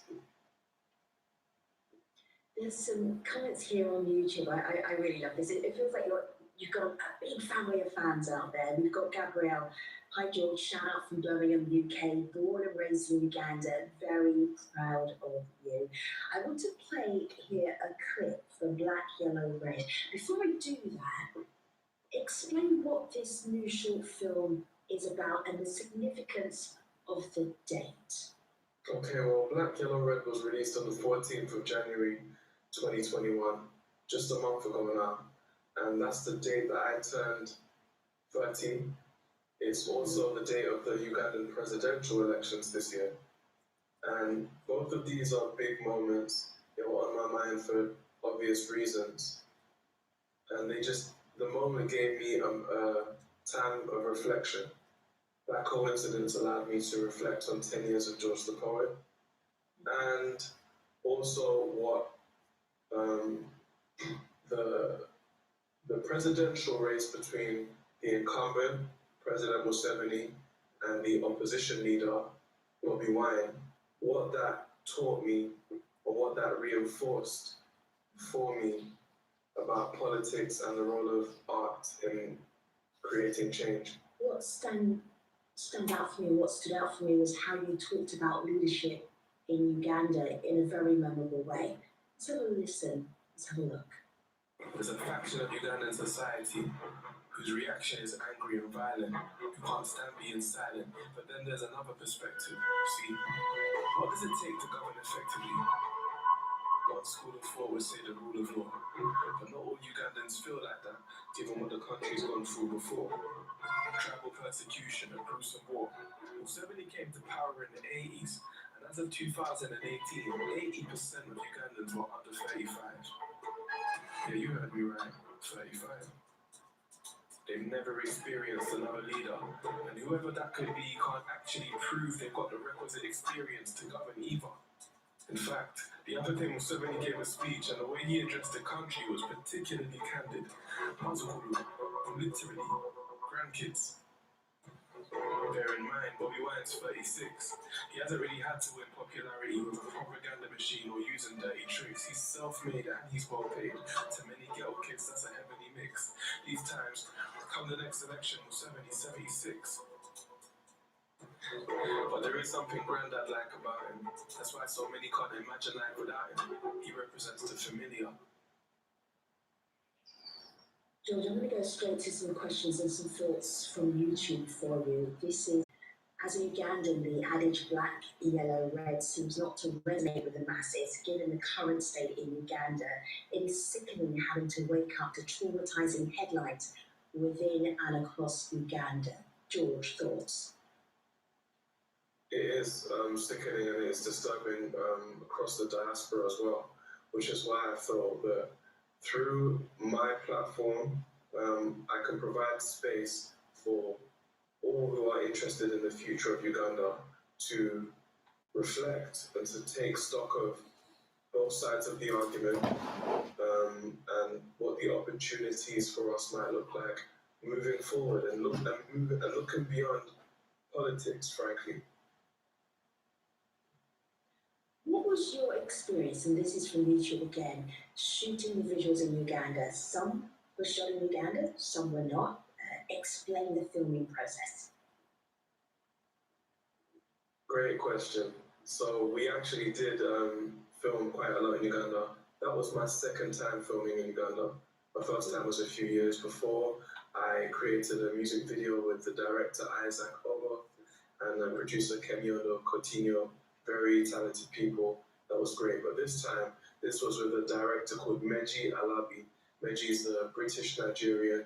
He does like all the big Afrobeats videos, music videos. But he's also a friend of mine. And I expressed to him my interest in creating material like this. That wasn't just a song, but it was also based on the continent. I said to him, as soon as I wrote the pieces of black, yellow, red that ended up in the film, I said to him, we're going to go out to Uganda and we're just going to do whatever we can when we get there. And that's what we did.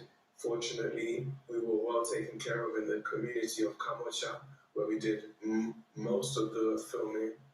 Shouts out to Zex and the rest of the team. But yeah, people were very supportive, cooperative, excited, and it was a great experience.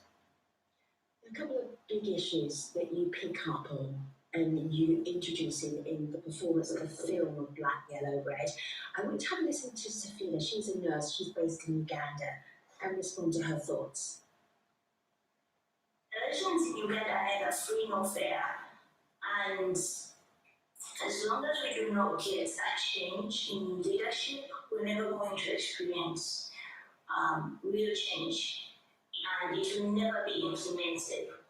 Most of our problems stem from this regime, from the leadership that we have, from the decisions that they make.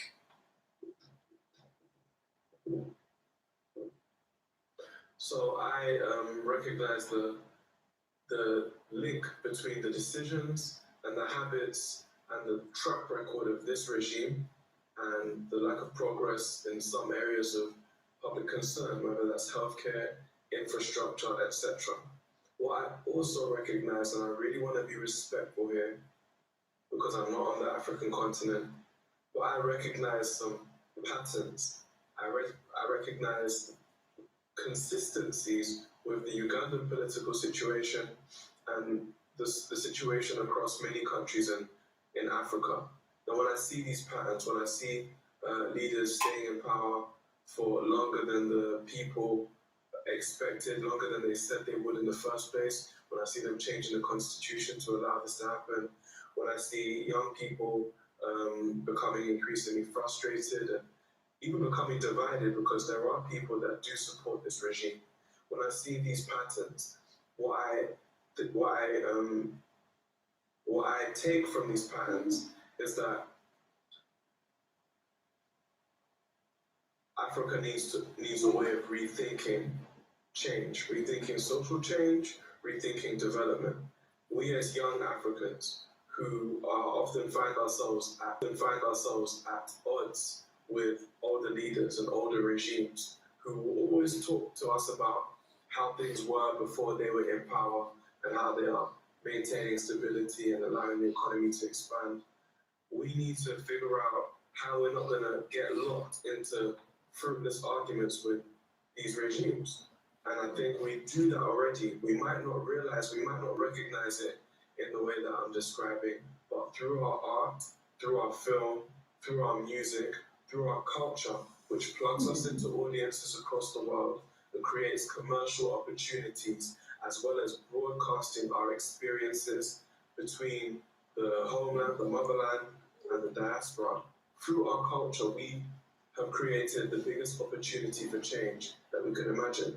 And if we're really ambitious about that opportunity, we can achieve a lot of what we hope politics will take care of. See, I hear a cautiousness in your voice, and this is the cautiousness of being in the diaspora, and I can hear people saying, you're not in Uganda, how would you even know? And you had an elite education, so it's okay for you to speak about it. And I know that there are those criticisms that come back to maybe bite you. How do you respond to those? I think it's important to respect these criticisms, because even though I might not want to hear them, there's validity in them. And I think what those criticisms indicate is that it can't be up to one person. One of the frustrating things about our electoral system and about politics in general is that it becomes so focused on personalities. So many of us load all of our hopes into either Museveni or Bobby Wine, where in reality there is a system at play. This is why I talk about patterns across the continent. There are systems that we just need to be scientific about. We need to be objective about these systems. So if I'm saying that I see similarities in the direction of Ugandan politics with the way that I don't want to draw direct comparisons with any particular country, but if I'm saying I see some similarities, what I have the opportunity to do is try and figure out where I sit in those problems. And from a diaspora perspective, the solution or the response that I will offer is that I am at least an audience, I am at least an enjoyer of Ugandan culture, I am at least a young person who participates in Uganda from overseas. And in me, you have an opportunity. And guess what? I'm not the only one. There are many, many young Ugandans and older Ugandans across the diaspora who are passionate about the country's future, who want to make the best contribution they can. Otherwise, they will just not be engaging with the future of Africa or commit all of their talents and their resources to whatever country that they've settled in. So what I'm saying to anyone who feels that I alone can't speak for the future of Uganda, I'm saying, yeah, but I'm here for you. So talk to me. What can we work on? What can we develop? And the first answer that I can think of is the sharing, the broadcasting, the recording, the promotion of our culture. That's what we do in the arts. Here on YouTube, Proud by M5 says, what influence has Bobby Wine had on you, George? In the film Black, Yellow, Red, you are critical of Bobby Wine, and you point out that popularity doesn't mean that you're good at governing. Yeah, popularity alone is not the same as being good at governing, and I have had to recognize that. We haven't necessarily had evidence. Bobby hasn't had the opportunity to show what he could do as a head of state. However, in terms of how Bobby Wine has influenced me, he has reminded me of the importance of speaking truth to power. Bobby Wine has been someone who has stood by his beliefs, and he has stood by his criticisms, many of them very valid criticisms of the way things are. Before Bobby Wine, that role, there was no one prominent in our generation who we necessarily identified with. No one was really doing that in the way that Bobby Wine has done. So that really pushed me to start articulating my feelings about Uganda's future, hopefully to motivate other people in the diaspora who might also want to start developing their opinion and their contribution to Uganda. Shivan's is a student. He's based in Uganda. He has a question for you. How can we include everyone in this cause for social betterment? And in the aftermath, from a leadership standpoint, once we are the leaders who started this race and included everyone, once we get to that point, how do we ensure that we do not confuse long-term progress for no progress, where we ensure that change is progressive and that we keep an open mind and that we are willing to pass the baton on to the next man? Shivanj, that's a great question. And in that question are so many things that we need to, as individuals, we need to continue to apply our energy to thinking about these problems. So one of the things that you identified was that, when we do see change and when times move on, how are we going to ensure that we have a system of understanding each other and sharing power and responsibility? And the answer is there is no single answer.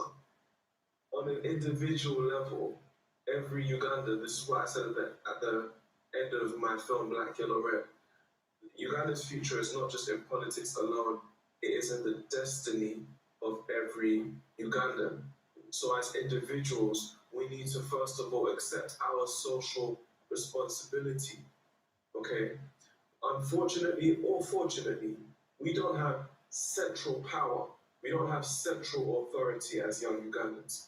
There is no, as across the diaspora, and for many people who do not identify with the current leadership, who do not relate to the current leadership, we don't have a single way of communicating. We don't have a single agenda of priorities that we're going to work through. However, we all have a shared passion for Uganda's future. So what that means is that you as an individual, Shivanj, you need to start thinking to yourself, what can I do for my country? Where do my skills lie? Where what opportunities do I have to connect with people overseas Ugandans like George and everyone else that he represents? How can I offer my services, my skills, my knowledge to these people in a way that we can build anything, any opportunity, any commercial arrangement, any trade between us that we can control? That's the big project for our generation. George, I'm looking on YouTube. There are lots of comments, lots of thoughts, and lots of thanks for your work. Rotungi says that, I love George. I followed him since school. I took some big decisions in my life based on his ideas. One of the big, powerful ideas that we're left with Black, Yellow, Red is the impact and the effectiveness of music as a force for change. Have a look, have a listen, everybody. So what you're saying is no hope? Maybe not with politics, but music? Even Museveni knows the power of music. Yeah, come on. Music's a great way of making us think. Look, it's given us so many ways of making a drink. We got the juice in it. Come on. And we won't stop producing it. Do you understand what I'm saying to you? Because all over the world, all over the world, it's the most common beverage. And it's given us a lot of leverage, a lot of privilege, a lot of heritage. But all of this comes from the streets. Yeah, we still can't save our daughters and sons from the streets. We got famous artists walking with guns on the streets, and food still runs to alternate funds on the streets. We want our music to be our savior from all of this self-destructive behavior. But it's just a soundtrack to what's really happening. All the issues that we're not really tackling. So when George and I were chatting about this show, it was really obvious that he wanted to be able to help. It's like, how do I help people? And one of the ways that he is doing this with his art, with his work, is he's taking a PhD. And there's something about this PhD, this topic, this subject, where he's like, this is going to help young Ugandans. This is going to help the African diaspora. George, can you make the connections between what you're doing with your PhD and how you feel you can help the African diaspora and young people around the world who are struggling with how do they help their own country to thrive? Thank you for asking about this, Femi. Well, ultimately, what I'm trying to understand with my research is how young Black people for 100 years from all corners of the world have come up with their own ways of making music that have gone on to be really commercially successful without changing the prospects of the communities that they come from. I don't see how it's possible. I don't see how we can have, young Black people, not just Ugandans, Black people, for as long as we've had access to recording equipment. There's been jazz, there's been rock and roll, there's been R&B, there's been reggae, there's been hip hop, there's been funk, soul, disco, grime, African music. Now we have Afro beats, now dancehall, reggae. All of these things came from young Black people in very similar situations to what I grew up in and to what many young Ugandans are currently growing up in. But real innovation came from their music, and real change came from their music, and real money was made from their music. Now, Uganda is one of those countries that has a music scene that is more prominent than other countries with a bigger population on the continent, right? So there's an opportunity there. George, it's been a pleasure talking to you and sharing you with our YouTube audience and our audience around the world on multiple platforms. One more thing I have to do, have a look at my laptop, everybody. Black, Yellow, Red is currently available for you to watch on YouTube. You can also follow George the Poet on Twitter. And of course, have you heard George's podcast? If you haven't, you can do it where you find all good podcasts. George the Poet, thanks for joining us. Take care.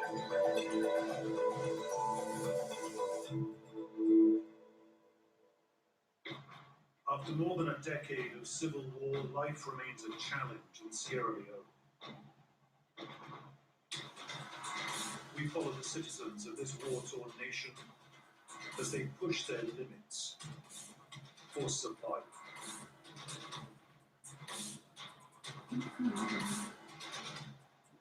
Risking it all. Sierra Leone on Al Jazeera. It's 10 years since the Libyan revolution led to the overthrow of longtime ruler Muammar Gaddafi. The country was torn by conflict and rival claims of power. But it's hoped talks will finally bring peace and stability. Join us as we assess Libya's road to elections on Al Jazeera. Rape as a weapon of war leaves the very deepest scars. Scars so raw that the victims, men and women, can barely talk about it. But they are the only witnesses who can help bring about justice. Al Jazeera follows human rights campaigners in Libya, investigating rape since the 2011 revolution. Libya, unspeakable crime on Al Jazeera. Revealing eco-friendly solutions to combat threats to our planet on Al Jazeera.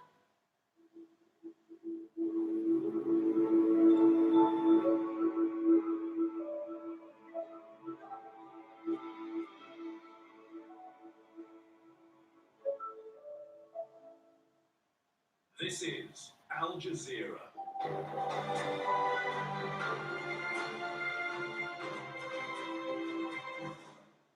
Hello, I'm Adrian Finnegan. This is the news hour live from Doha, coming up in the next 60 minutes.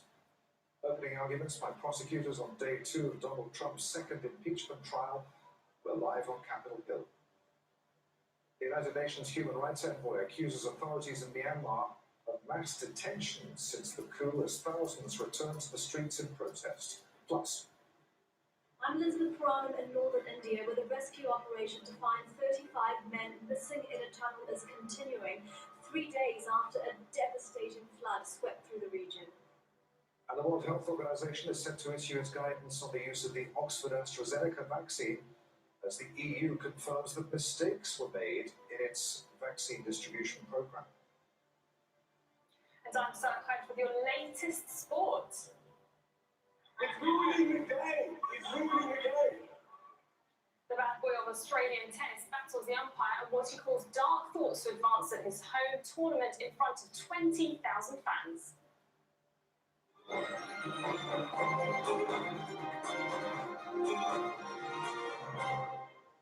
The US Senate is set to reconvene in just 2 hours' time for the impeachment trial of former President Donald Trump. On Tuesday, the Senate rejected the defense argument that it's unconstitutional to prosecute a president after leaving office. House impeachment managers will now have 16 hours spread over the next 2 days to present their cases. A 2/3 majority is required to convict Trump over inciting insurrection. People died that day. Officers ended up with head damage and brain damage. People's eyes were gouged. Officer had a heart attack. Officer lost 3 fingers that day. 2 officers have taken their own lives. Senators, this cannot be our future. This cannot be the future of America. We cannot have presidents inciting and mobilizing mob violence against our government. With this trial, you will open up new and bigger wounds across the nation, for a great many Americans see this process for exactly what it is: a chance by a group of partisan politicians seeking to eliminate Donald Trump from the American political scene. Our White House correspondent Kimberly Halkett is standing by for us. But first, let's join Heidi Jo Castro, who's on Capitol Hill. Heidi, what's due to happen today? Adrian, today is the first opening arguments, if you will, of the impeachment managers to lay out this case accusing former President Donald Trump of inciting an insurrection.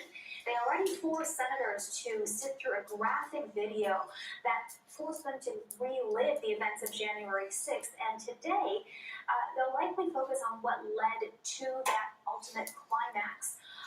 starting in the summer prior to the election, when former President Trump said to reporters that he would not commit to a peaceful transfer of power.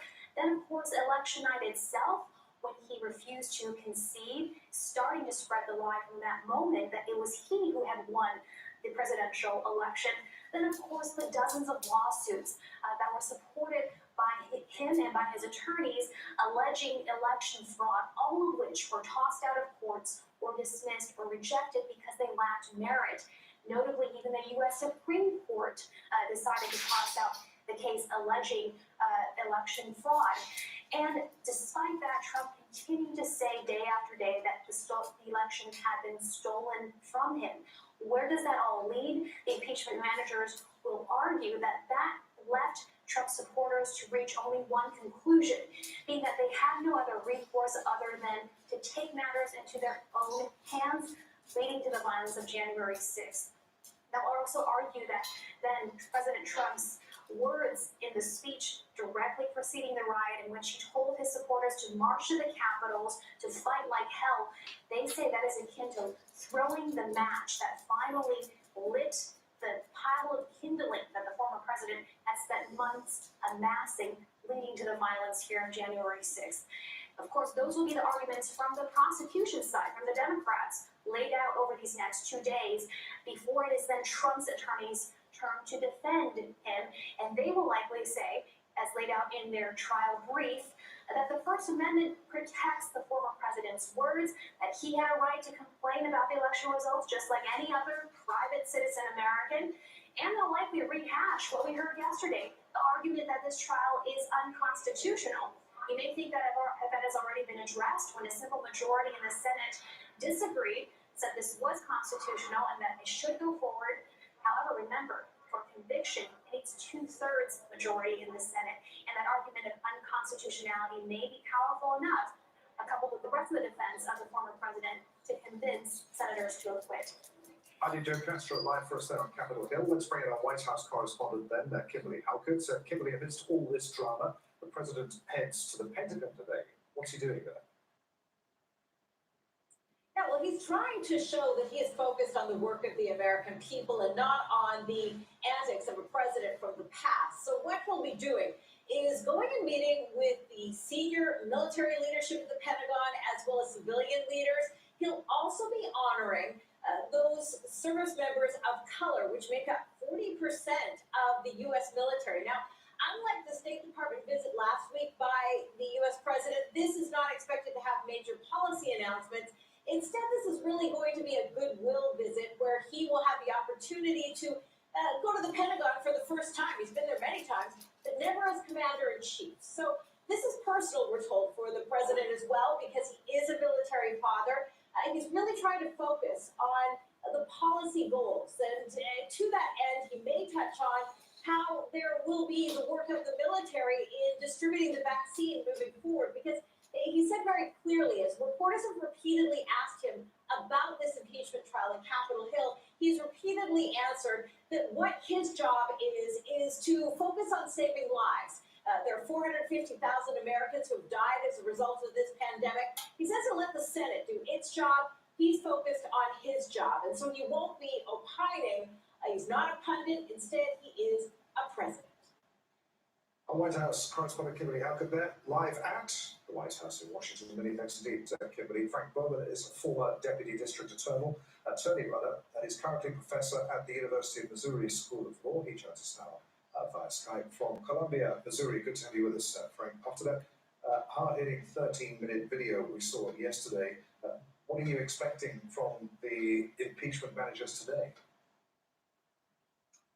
Well, we don't know exactly, but I expect that they're going to be using more video, more visuals in order to focus the Senate's attention on not only the emotional impact of what happened on January the 6th, but I think also they're going to work very hard to weave a narrative, which your correspondent already suggested, a narrative beginning even before the November 4, 2020 election, running all the way up to the culminating events of January the 6th. I don't expect there are going to be any live witnesses, at least at this point. It doesn't appear to be the case.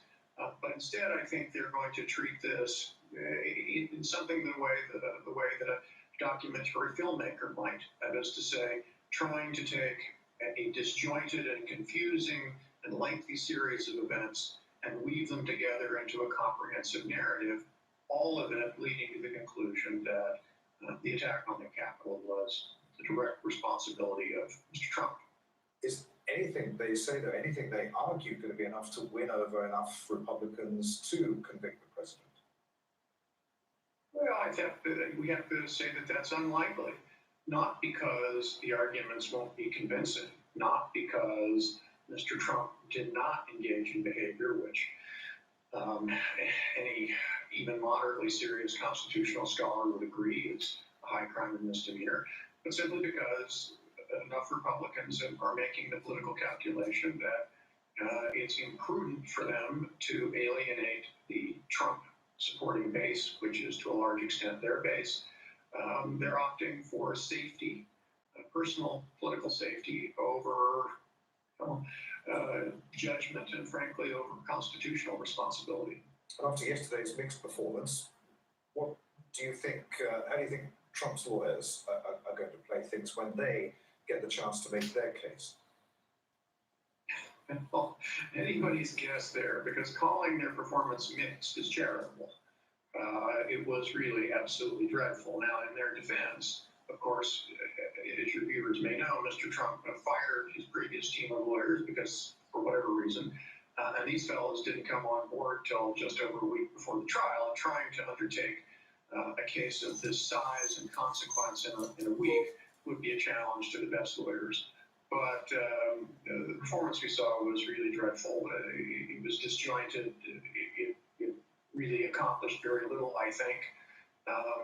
So it's really hard to say, but I think it is probably true, as again your correspondent noted, that they're likely to focus on arguments like jurisdiction that really don't require them to defend the president's conduct very much. I expect they're also going to ring the First Amendment bell again, try to claim that somehow or other, as they did yesterday, that that Mr. Trump has some sort of First Amendment right to incite mobs. He doesn't, but I think that's another fig leaf that they're going to try to raise up. Good to talk to you, Frank. Many thanks indeed for being with us. Frank Butler there in Columbia, Missouri. Protesters in Myanmar have returned to the streets for a fifth consecutive day. They're calling for their elected leaders to be freed and for the military junta to step down following last week's coup. The army cited election fraud as the reason for the takeover. Al Jazeera's Scott Hallecker reports now from Bangkok. A day after a violent crackdown by security forces, people are again protesting against the coup on the streets of Myanmar. In Yangon, some took to bicycles to show their support for the growing civil disobedience movement. Some gathered at the Japanese embassy to elevate their plight to the international community. A message wall was also set up for people to leave their comments and thoughts about the coup last week. And in Mandalay, they came out on motorbikes and on foot. Earlier in the week here, protesters were injured by water cannon blasts and dozens were arrested. More groups and unions have joined the growing movement, including civil servants in the capital Ecuador. They're all calling for the return to democracy and the release of their elected leaders, including Aung San Suu Kyi. Students and young people are emerging as critical players in the protests. Many see their future at stake, and with so much on the line, they're willing to put themselves in harm's way. Students are going to struggle under the military dictatorship. That's why we're here on the street, giving our life to get our democracy back. She's not alone. This young protester is taking part in a poster campaign supporting the civil disobedience movement. When I'm here with all these people, I'm not scared. I have no fear at all. The UN representative in Myanmar has called the security services' use of force against the protesters disproportionate and unacceptable. The United States said it's reviewing assistance to Myanmar, again calling the junta to step down. We repeat our calls for the military to relinquish power, restore democratically elected government, release those detained, and lift all telecommunication restrictions. So while the younger generations in Myanmar are taking bold and risky steps to get involved with the protests by insisting on access to social media, they're putting their own twist on it. Scott Heidler, Al Jazeera. Ali Fowl is one of the few Western journalists to be based in Myanmar. She has more now from Yangon. Most of the protesters have headed home, but there is a small group of people here in the centre of downtown, outside the City Hall, who are staying till the bitter end. We're here outside the City Hall because there's a large police presence here. And you can maybe see behind me. I don't know if you can see, but there's police there. And so the people have been shouting at the police, singing, they've been chanting, PPF, which means People's Police. They're trying to encourage the police to join with them, to join with the people in this protest movement and not to crack down. Inside the City Hall as well, there are some military, we've seen them from the balconies. That's a little bit more worrying for people. Generally, the atmosphere has been pretty jubilant today. We've heard singing, we've heard people playing music, but there have been a lot more helmets around. I've seen people wearing personal protective equipment in fear of some sort of crackdown.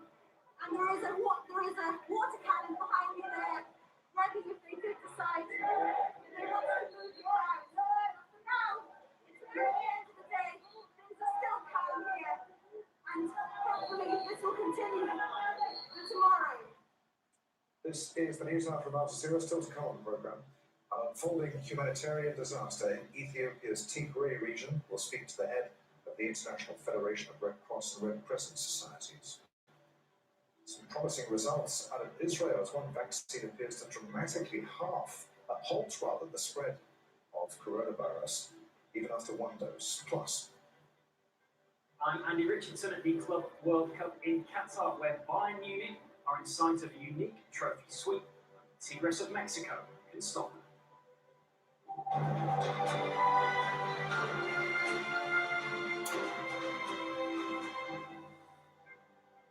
Ethiopians in the conflict-hit Tigray region are dying of starvation, according to the Red Cross. Almost 4 million people there are in need of humanitarian assistance, but roughly 80% of the region is inaccessible to aid workers.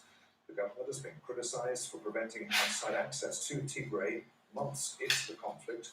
The region was struggling with food insecurity from drought and crop damage even before fighting began.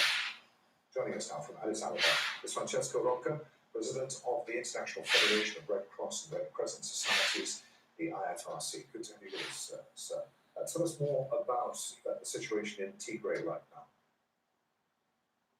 The situation is one of the most difficult I ever seen. The people there is missing almost everything. Let me start about hospitals, health facilities. There are only 4 hospitals working in the region, and even these 4 out of 40 are lacking everything. Medicines, drugs, they cannot barely go in the surgeries because they are missing all the medicine needed for this. Plus foods, plus the insecurity, plus the violence, plus of course hundreds of thousands of IDPs. 250,000 of them are only in the city of Magale. I've been in Magale, I've met some of them. I visited 2 hospitals, which they were both hospitals empty because they were out of medicines and drugs. So the situation is very difficult. And the other things that shocked really was the aggression that in the past weeks and months, all the health facilities, most of the health facilities are done, they were looted, and this is something unacceptable. Once again, health workers, health facilities must be protected. They are not part of the conflict, they are not part of the politics. So the situation for me was really unbearable at some moment, listening to the stories of the IDPs and the people that suffered the consequences of the fight. As we said a few moments ago, aid groups are not able to get into Tigray at the moment. Is the Red Cross operating anywhere on the ground in Tigray? Of of course, they are working. Ethiopian Red Cross was present before. They are working, but with a lot of difficulties. The rural areas, many of them remain inaccessible, and the 80% of the people of Tigray is living in the rural areas. But they are still fight and conflict. They are really insecure, and this is why we are asking to both parties or multiple parties to grant access to the humanitarian actors in the field.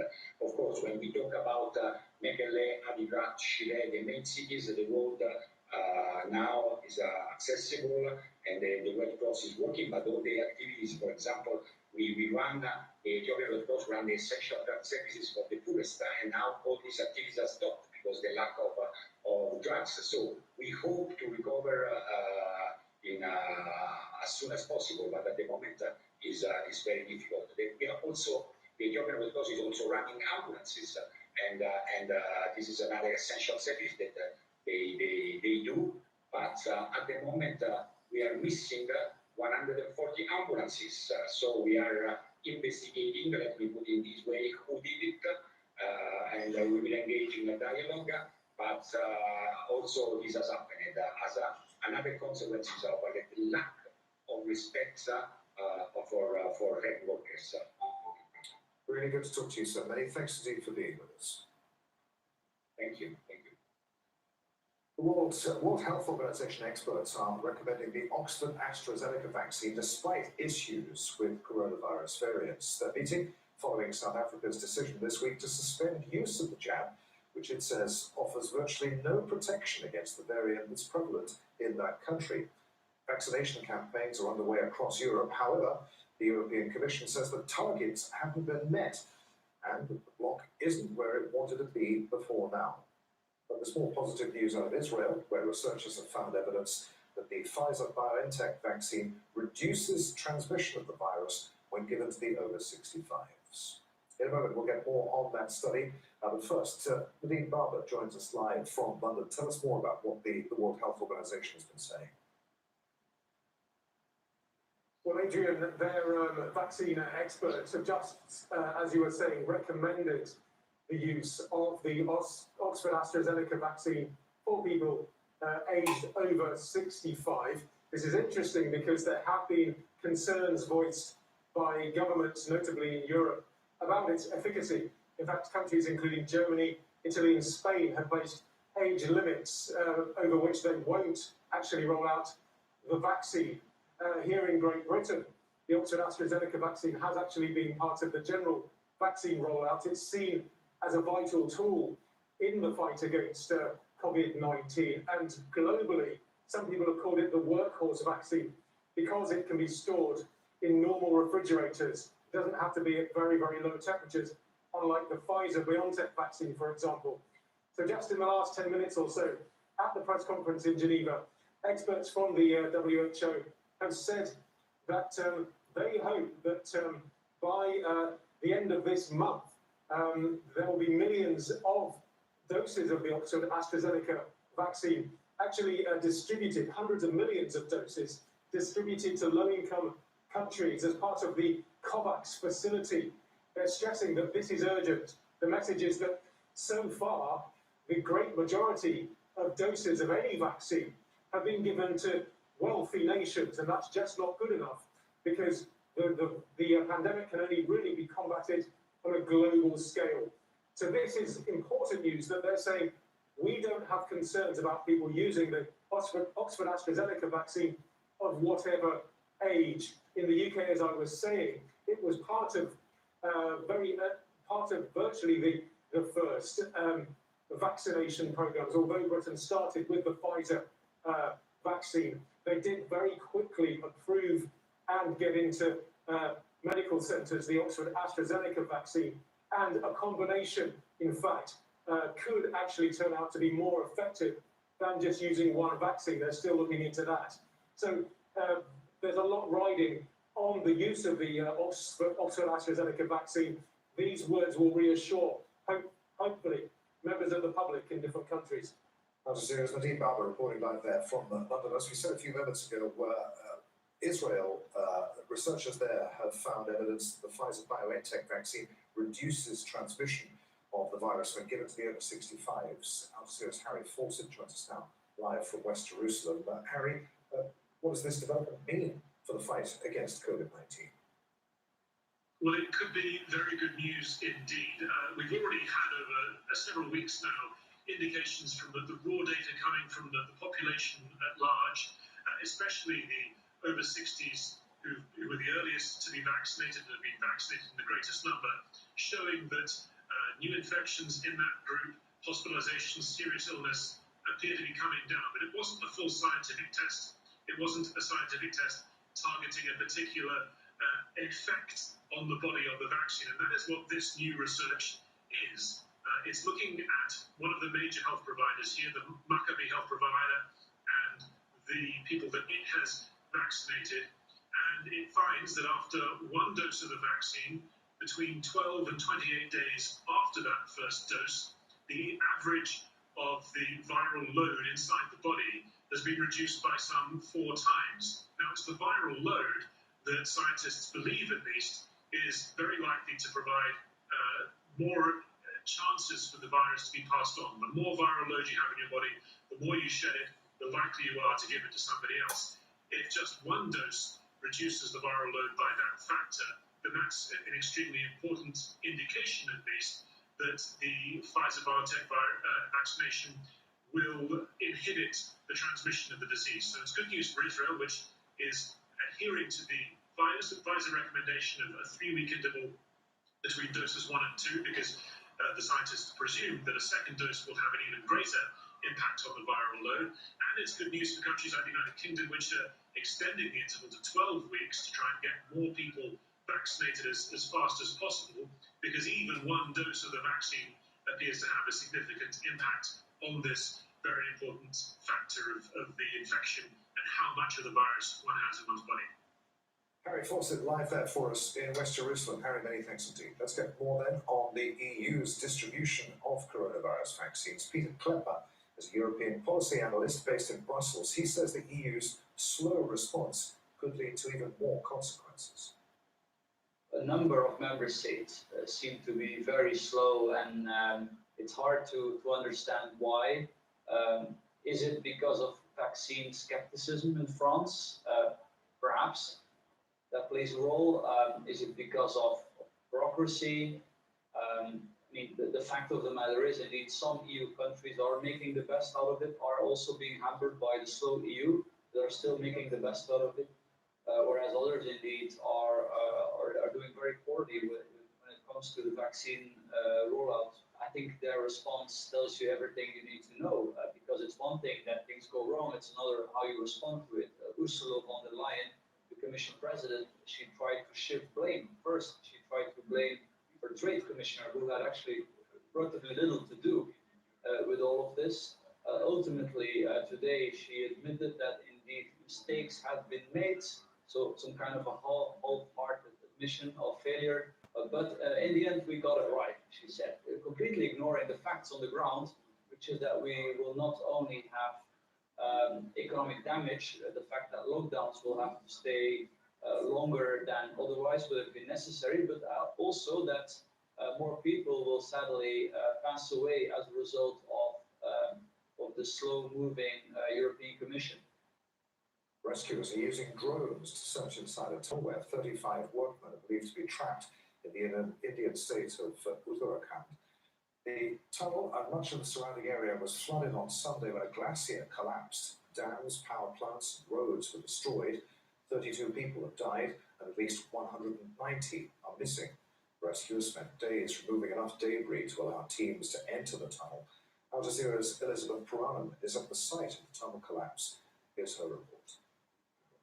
It is day 3 since the flood hit, and rescue workers are continuing their search for the men who were in this tunnel when it flooded on Sunday. They are removing large amounts of sludge, and they're trying to reach 180 meters from the entrance because they believe that if the men are alive, the best chance of finding them remains pockets of air which are 180 meters from here. They were able to dig up to 110 meters yesterday, but by this morning it was only 120 meters. Rescue teams say that large amounts of sludge keep pouring in as they clear more. They also say that if the men are alive, they will be suffering from severe hypothermia, given it's been nearly 3 days since the flood hit. Meanwhile, relatives of the men are continuing to come here to watch the rescue efforts, and there's been a small protest by frustrated residents who say that the rescue efforts aren't moving fast enough. There is going to be a meeting with all of the agencies involved, that's the police, army, navy, disaster response, even the India-Tibet border police personnel, to decide how to move forward, given it has been nearly 72 hours, and rescue teams say that those 72 hours after such a disaster are the most crucial in saving lives. We'll get a weather update next here on Al Jazeera then. An escalation in rhetoric, if not intent. Iran's intelligence minister indicates a new position on the development of nuclear weapons.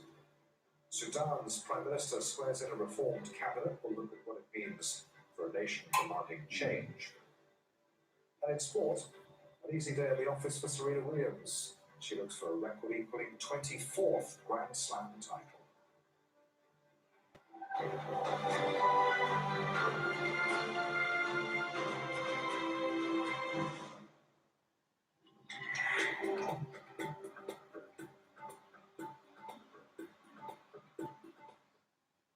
The Shamal is blowing, and it's been quite a strong one. It keeps going. It's cloudy over the top of Arabia and the Levant, but there's nothing coming out of the sky. Now, apart from 1 or 2 showers still potentially building in the mountains of Yemen, maybe southwest Saudi, and a bit of rain going across Turkey. It's a quiet-looking picture at the moment. It's relatively warm in Beirut, at 20 degrees are above average, but that's not excessive, and that'll probably come down next year. So the Shamal still blows on Thursday. It only weakens slowly, and nothing much happens in the sky, as you can see. Remarkably quiet for February, I have to say, because the activity is still in the southern hemisphere. And the place to watch is probably here. It doesn't look like it at the moment. You might see on the edge of your screen on Falaji. That is a tropical cyclone in the Indian Ocean. But have a look at this. This strong northerly breeze, big showers covering that eastern side of Madagascar, and then the wind curls up on the coast of Mozambique. Now, there is something like a 30% chance of this turning into a circulation which we could describe as a cyclone and then name, and it'll head towards Mozambique. Now, it won't necessarily do that, obviously, at 30%, but Maputo's forecast does show increasingly likely rain and increasingly strong southerly winds. So the effect might be similar.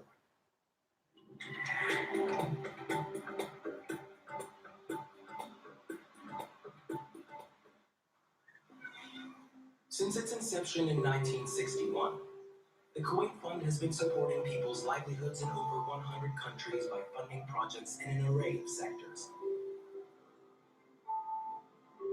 ranging from infrastructure to health and education. These initiatives ultimately help to eradicate poverty and promote sustainable development.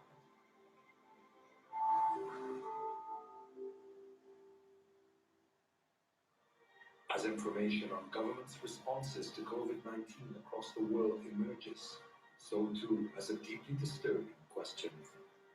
People in Power investigates allegations of systemic discrimination against the pandemic's disabled victims and asks, has there been a shameful failure to protect some of the world's most vulnerable citizens?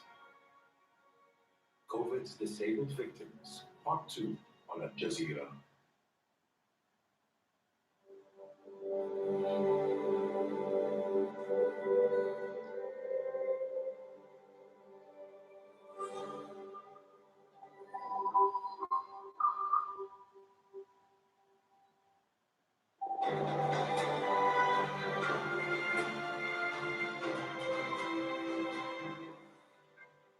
This is Al Jazeera. Adrian Finnegan here in Doha with the news hour, the headlines.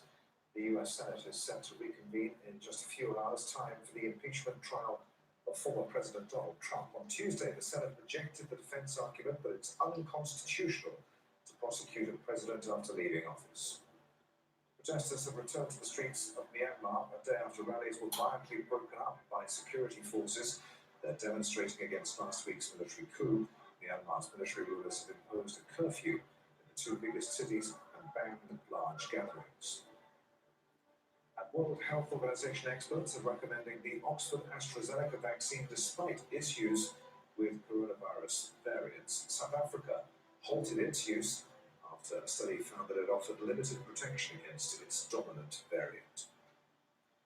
The US State Department is expressing concern over recent remarks made by Iran's intelligence minister regarding nuclear weapons.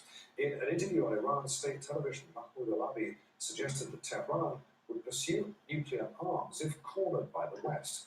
That's despite Iran's official position that its program is for peaceful purposes. Our nuclear program is a peaceful one, and the fatwa by the Supreme Leader explicitly stated that the manufacturing of nuclear weapons is forbidden, and the Islamic Republic won't go after them and consider seeking them as haram. However, if you corner a cat, it may behave differently than a free-roaming cat would. If Iran is pushed to that direction, then it wouldn't be Iran's fault, but those who pushed it. Under normal circumstances, Iran does not have such a program and intent at all. In 2003, Supreme Leader Ayatollah Ali Khamenei issued a decree that forbade the production of or use of a nuclear weapon. More recently, Iran has been scaling back its commitments under the nuclear deal. That's after the US withdrew from the accord under Donald Trump. Iran said that the ball is now in Washington's court to rejoin the deal. So far, the Biden administration has said it won't make the first move.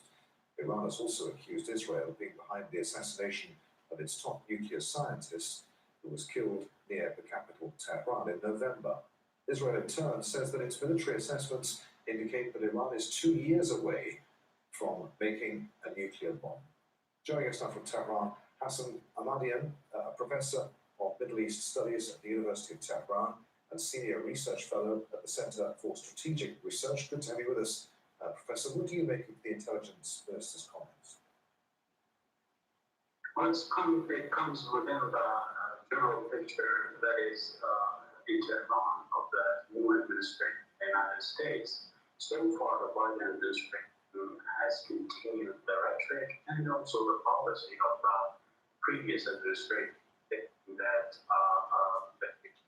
should agreed talks on pretty much all of its sources of power, including its ballistic missiles program, its regional policy, and also to extend parts of the deal, which Iran basically refused under the Trump maximum pressure. But the Biden administration, despite its previous promise, it is not moving to restore the JCPOA, return to the JCPOA, and implement its part of the deal that is for Iranians very important in terms of trusting basically the new administration and validating its claim that it's different in its policy towards Iran. So Iranians are coming clear that more pressure would be more Iranian leverage in the nuclear program.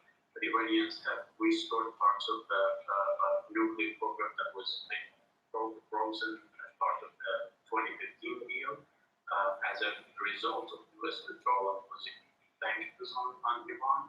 And now they are moving to 20% enrichment in Fordow and other places. Okay. So Professor, in a sense, what you're saying is that Iran is responding to pressure with pressure. Sure, that's pressure to push back against U.S. pressure. Iranians know that the main leverage that they have is the nuclear program, and that is the sensitive nerve in the United States. So their pressure is aimed at the Biden administration and for it to return to commitments and restore the JCPOA, basically, to stop the enrichment, highly enriched uranium being proliferated in Iran. It seems that no one's going to get anywhere if we keep going along this line, down this road of just ratcheting up the pressure all of the time. Is there room for a third party, a country like Qatar perhaps, to mediate between the US and Iran?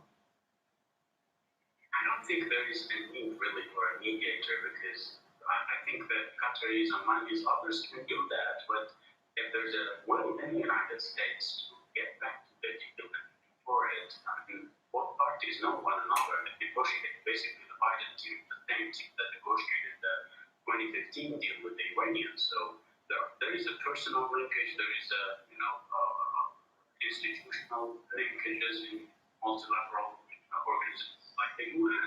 So if there is a will to restore the JCPOA, I think they don't lack the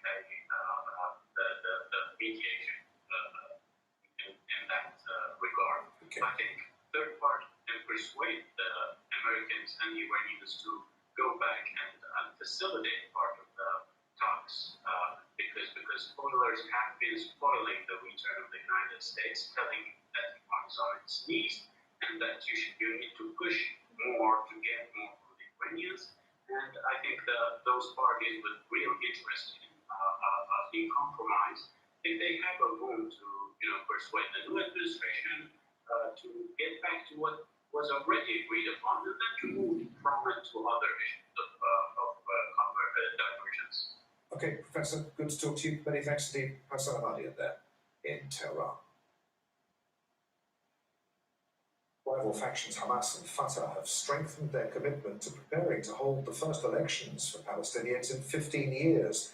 At talks in Cairo, they agreed to respect the timetable and results of parliamentary and presidential votes in May and July. Palestinian governance has been divided between Fatah in the occupied West Bank and Hamas in Gaza. Palestinian police will be solely responsible for guarding polling stations. For the first time in years, Egypt has indefinitely reopened its Rafah border crossing with the Gaza Strip. The crossing is the only passage to the outside world for Gaza that is not controlled by Israel. The move came on the second day of talks between Palestinian factions in Cairo. Al Jazeera's Nida Ibrahim has more now from Ramallah in the occupied West Bank. They released a statement after they concluded a two-day meeting in Cairo, in which they said that they're going forward with holding elections that were announced by a presidential decree. The first elections would be held, or expected to be held, or the Legislative Council elections. And both Fatah and Hamas have agreed, and the Palestinian factions involved have agreed on some of the obstacles that were kind of stopping elections for 15 years, such as holding courts that will be dealing with elections complaints from judges from the occupied West Bank and the Gaza Strip, and indeed having the Palestinian police oversee the polling station. And while many Palestinians have been relieved to hear the news of potential elections and the factions agreeing, many still say that anything could happen between now and May. Some are linking the discussions in Cairo to the opening of the crossing. They believe that maybe it's a gesture from the Egyptians. It's the first time for it to be open since 2014. Thousands have already been registering their names with the Interior Ministry in Gaza, and they hope that they can make their way into Egypt. It's their only lifeline to the outside world. But more than 300 people will be allowed in at the time. And many are still concerned that while they're happy that the crossing is open, is that they're concerned that they're not going to be treated greatly, specifically due to some security concerns by the Egyptian. What usually takes 5 hours, what usually takes 5 hours could potentially take 2 days. Sudan's new cabinet is being sworn in this hour in the capital Khartoum. Prime Minister Abdallah Hamdok announced a reshuffle on Monday to push through reforms so that the country can access international aid. He's been grappling with a worsening economic crisis and nationwide protests against fuel and bread shortages. Al Jazeera's Hema Morgan reports that from Khartoum in Sudan. This new cabinet, which is made up of 26 ministries, unlike the previous cabinet, which had only 20, is set to include, or does indeed include, members from various political parties and from the armed groups that signed a peace agreement with the transitional government in Cuba in October last year. So this government is seen as a more representative government, a broader government, but the challenge is also bigger, which is why the Prime Minister described the coming stage of Sudan's transition as challenging, as a new stage, needing new faces and new policies.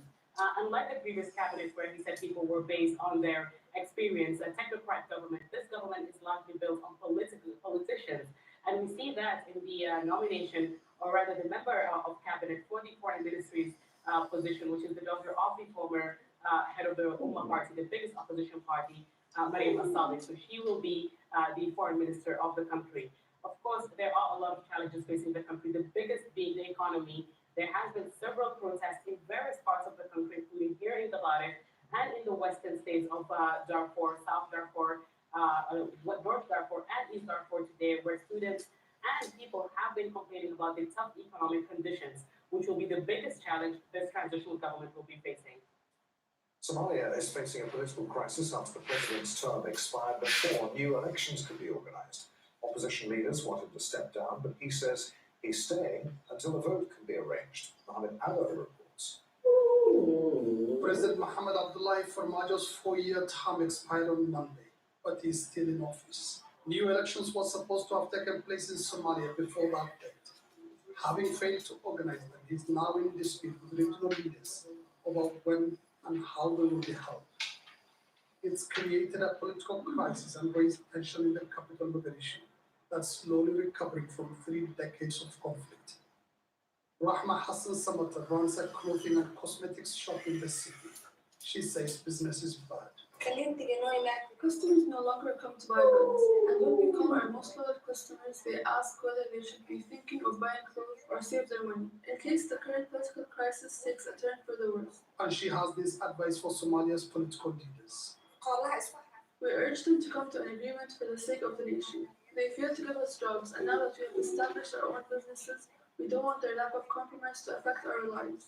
The country had already missed a deadline to hold parliamentary elections in December 2020, and talks between the federal government and regional states on how to proceed with them collapsed on February 5th.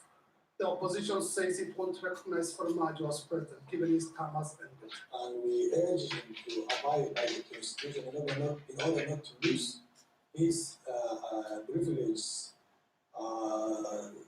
being a former president, which is conditioned by peaceful transformation of power. And we hope that you listen to the advice of legal experts and political stakeholders and abide by the Constitution, which a limited system for 4 years, which ended yesterday, 8th of February. The UN has called for dialogue among Somali leaders. The US Embassy in Mogadishu also issued a statement this week, saying the political deadlock is a setback in the fight against the armed group, Al-Shabaab. Supporters of President Mohamed Abdullahi Farmajo insist he's legally in office because the federal parliament last September endorsed a motion which declared a president should only leave office once a new one has been elected and sworn in. But that motion did not give any time frame, which means it's unclear how long Farmajo can stay in office without holding elections. Ahmed Ado, Al Jazeera, Nairobi.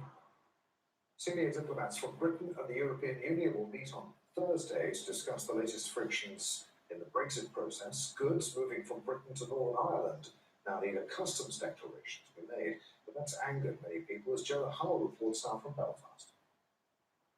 On the 29th of January, the European Commission made a fateful mistake.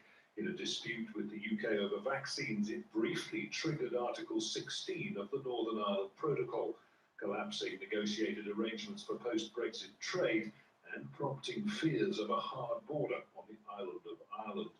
Unionists were outraged, their anger focused as much on EU duplicity as it is aimed at the government in Westminster for agreeing a new economic division that many here consider an existential threat. One of the most intractable conundrums of Brexit, especially the hardest of economic breaks chosen by Boris Johnson's government, is that there has to be a border somewhere. It can't be a land border because of the threat to peace on this island. So it has to be a border dividing Great Britain and Northern Ireland down the Irish Sea. And that's a real problem for unionists who see themselves as indivisibly British.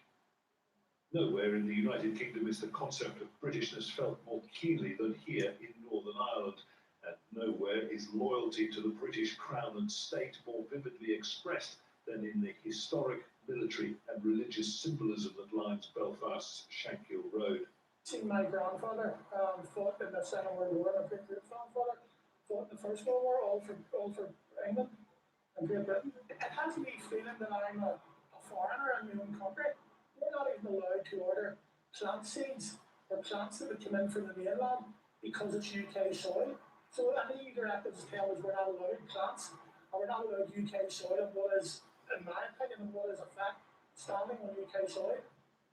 Threats to the safety of port workers enforcing the terms of the protocol may have been overblown, say the police, but the message to politicians in London and Brussels is clear. Ignore the strength of unionist feeling at your peril. Within a short period of time, possibly 5 years, there will be a referendum on the United Ireland. That the way things are looking at the moment from opinion polls in England, Northern Ireland and the South, that the vote will go for reunification. Now, if you're a unionist, that's Armageddon and the Last Judgment rolled into one. The ongoing struggle between divided communities in Northern Ireland is joined now by a struggle for unionist relevance. Unloved by Westminster and faced with the possible breakup of the United Kingdom, there are no easy options. Jonah Hull, Al Jazeera, Belfast. Just ahead here on the news now, the Ethiopian middle distance runner, leaving the pack behind. She sets a new world record in France.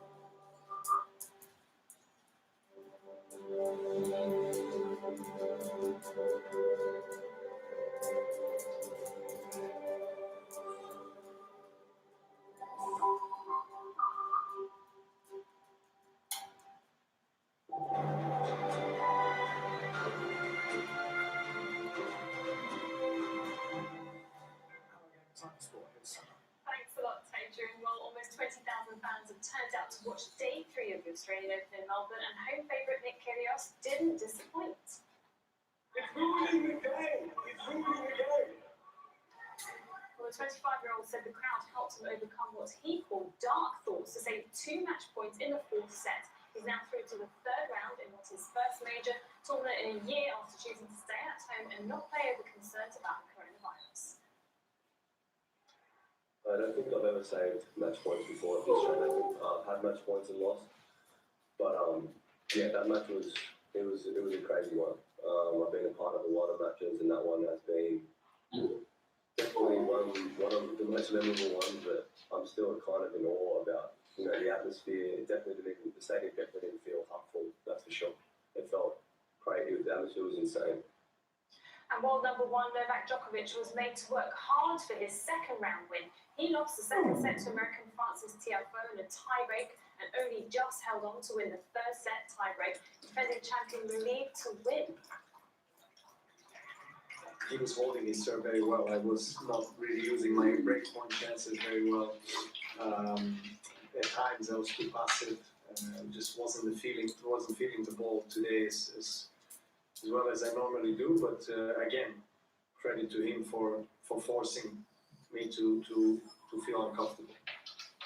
And there was a big scare for women's 2nd seed Simona Halep. She trailed Australian Ajla Tomljanovic 5-2 in the deciding 3rd set before winning 5 consecutive games to advance to the 3rd round. It was much easier for 7-time champion Serena Williams, though, who advanced with a straight sets win. Williams needed just over an hour to defeat Serbia Nina Stojanovic 6-3, 6-0. She pushed me very hard, and I think she played really well. Honestly, throughout the whole match, so I had to really fight for all the games. So it's always good to see young players like her come out and do so well, because it's exciting for women's tennis. Ethiopia's Gudaf Segaya set a new indoor 1,500-meter world record. She blew away the field, finishing more than 6 seconds clear of the pack in a time of 3 minutes and 53.09 seconds at the meet in France. That time is more than 2 seconds faster than the previous record set in 2014. And pole vault world record holder Mondo Duplantis needed just 2 jumps for victory. He decided against making more attempts after clearing 5.86 meters after feeling pain in his hamstring while warming up.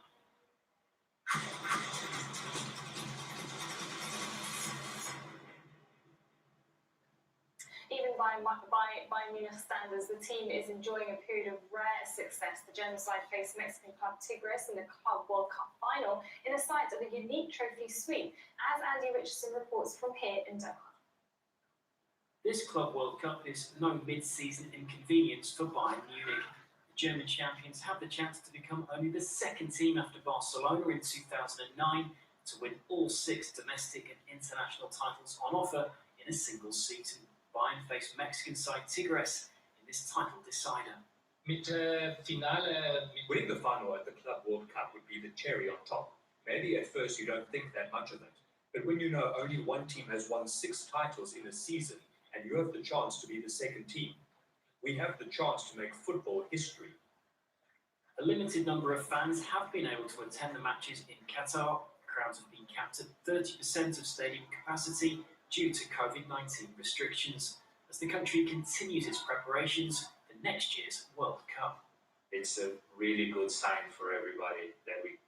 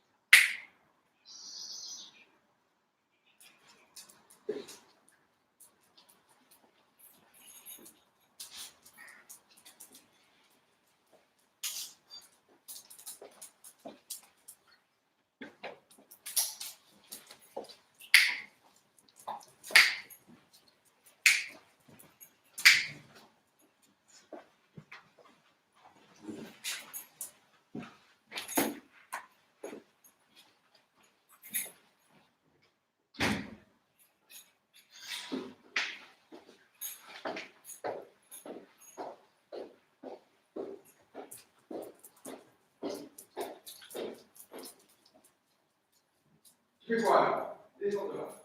Dépêche-toi. Allez, hop. Dépêche. Dépêche. En bas. Dépêche-toi. Allez, plus vite. Plus vite.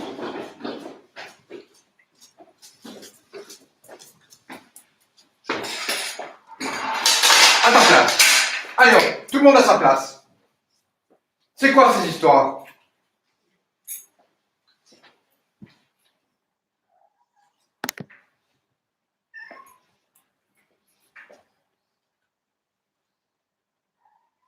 C'est quoi ça?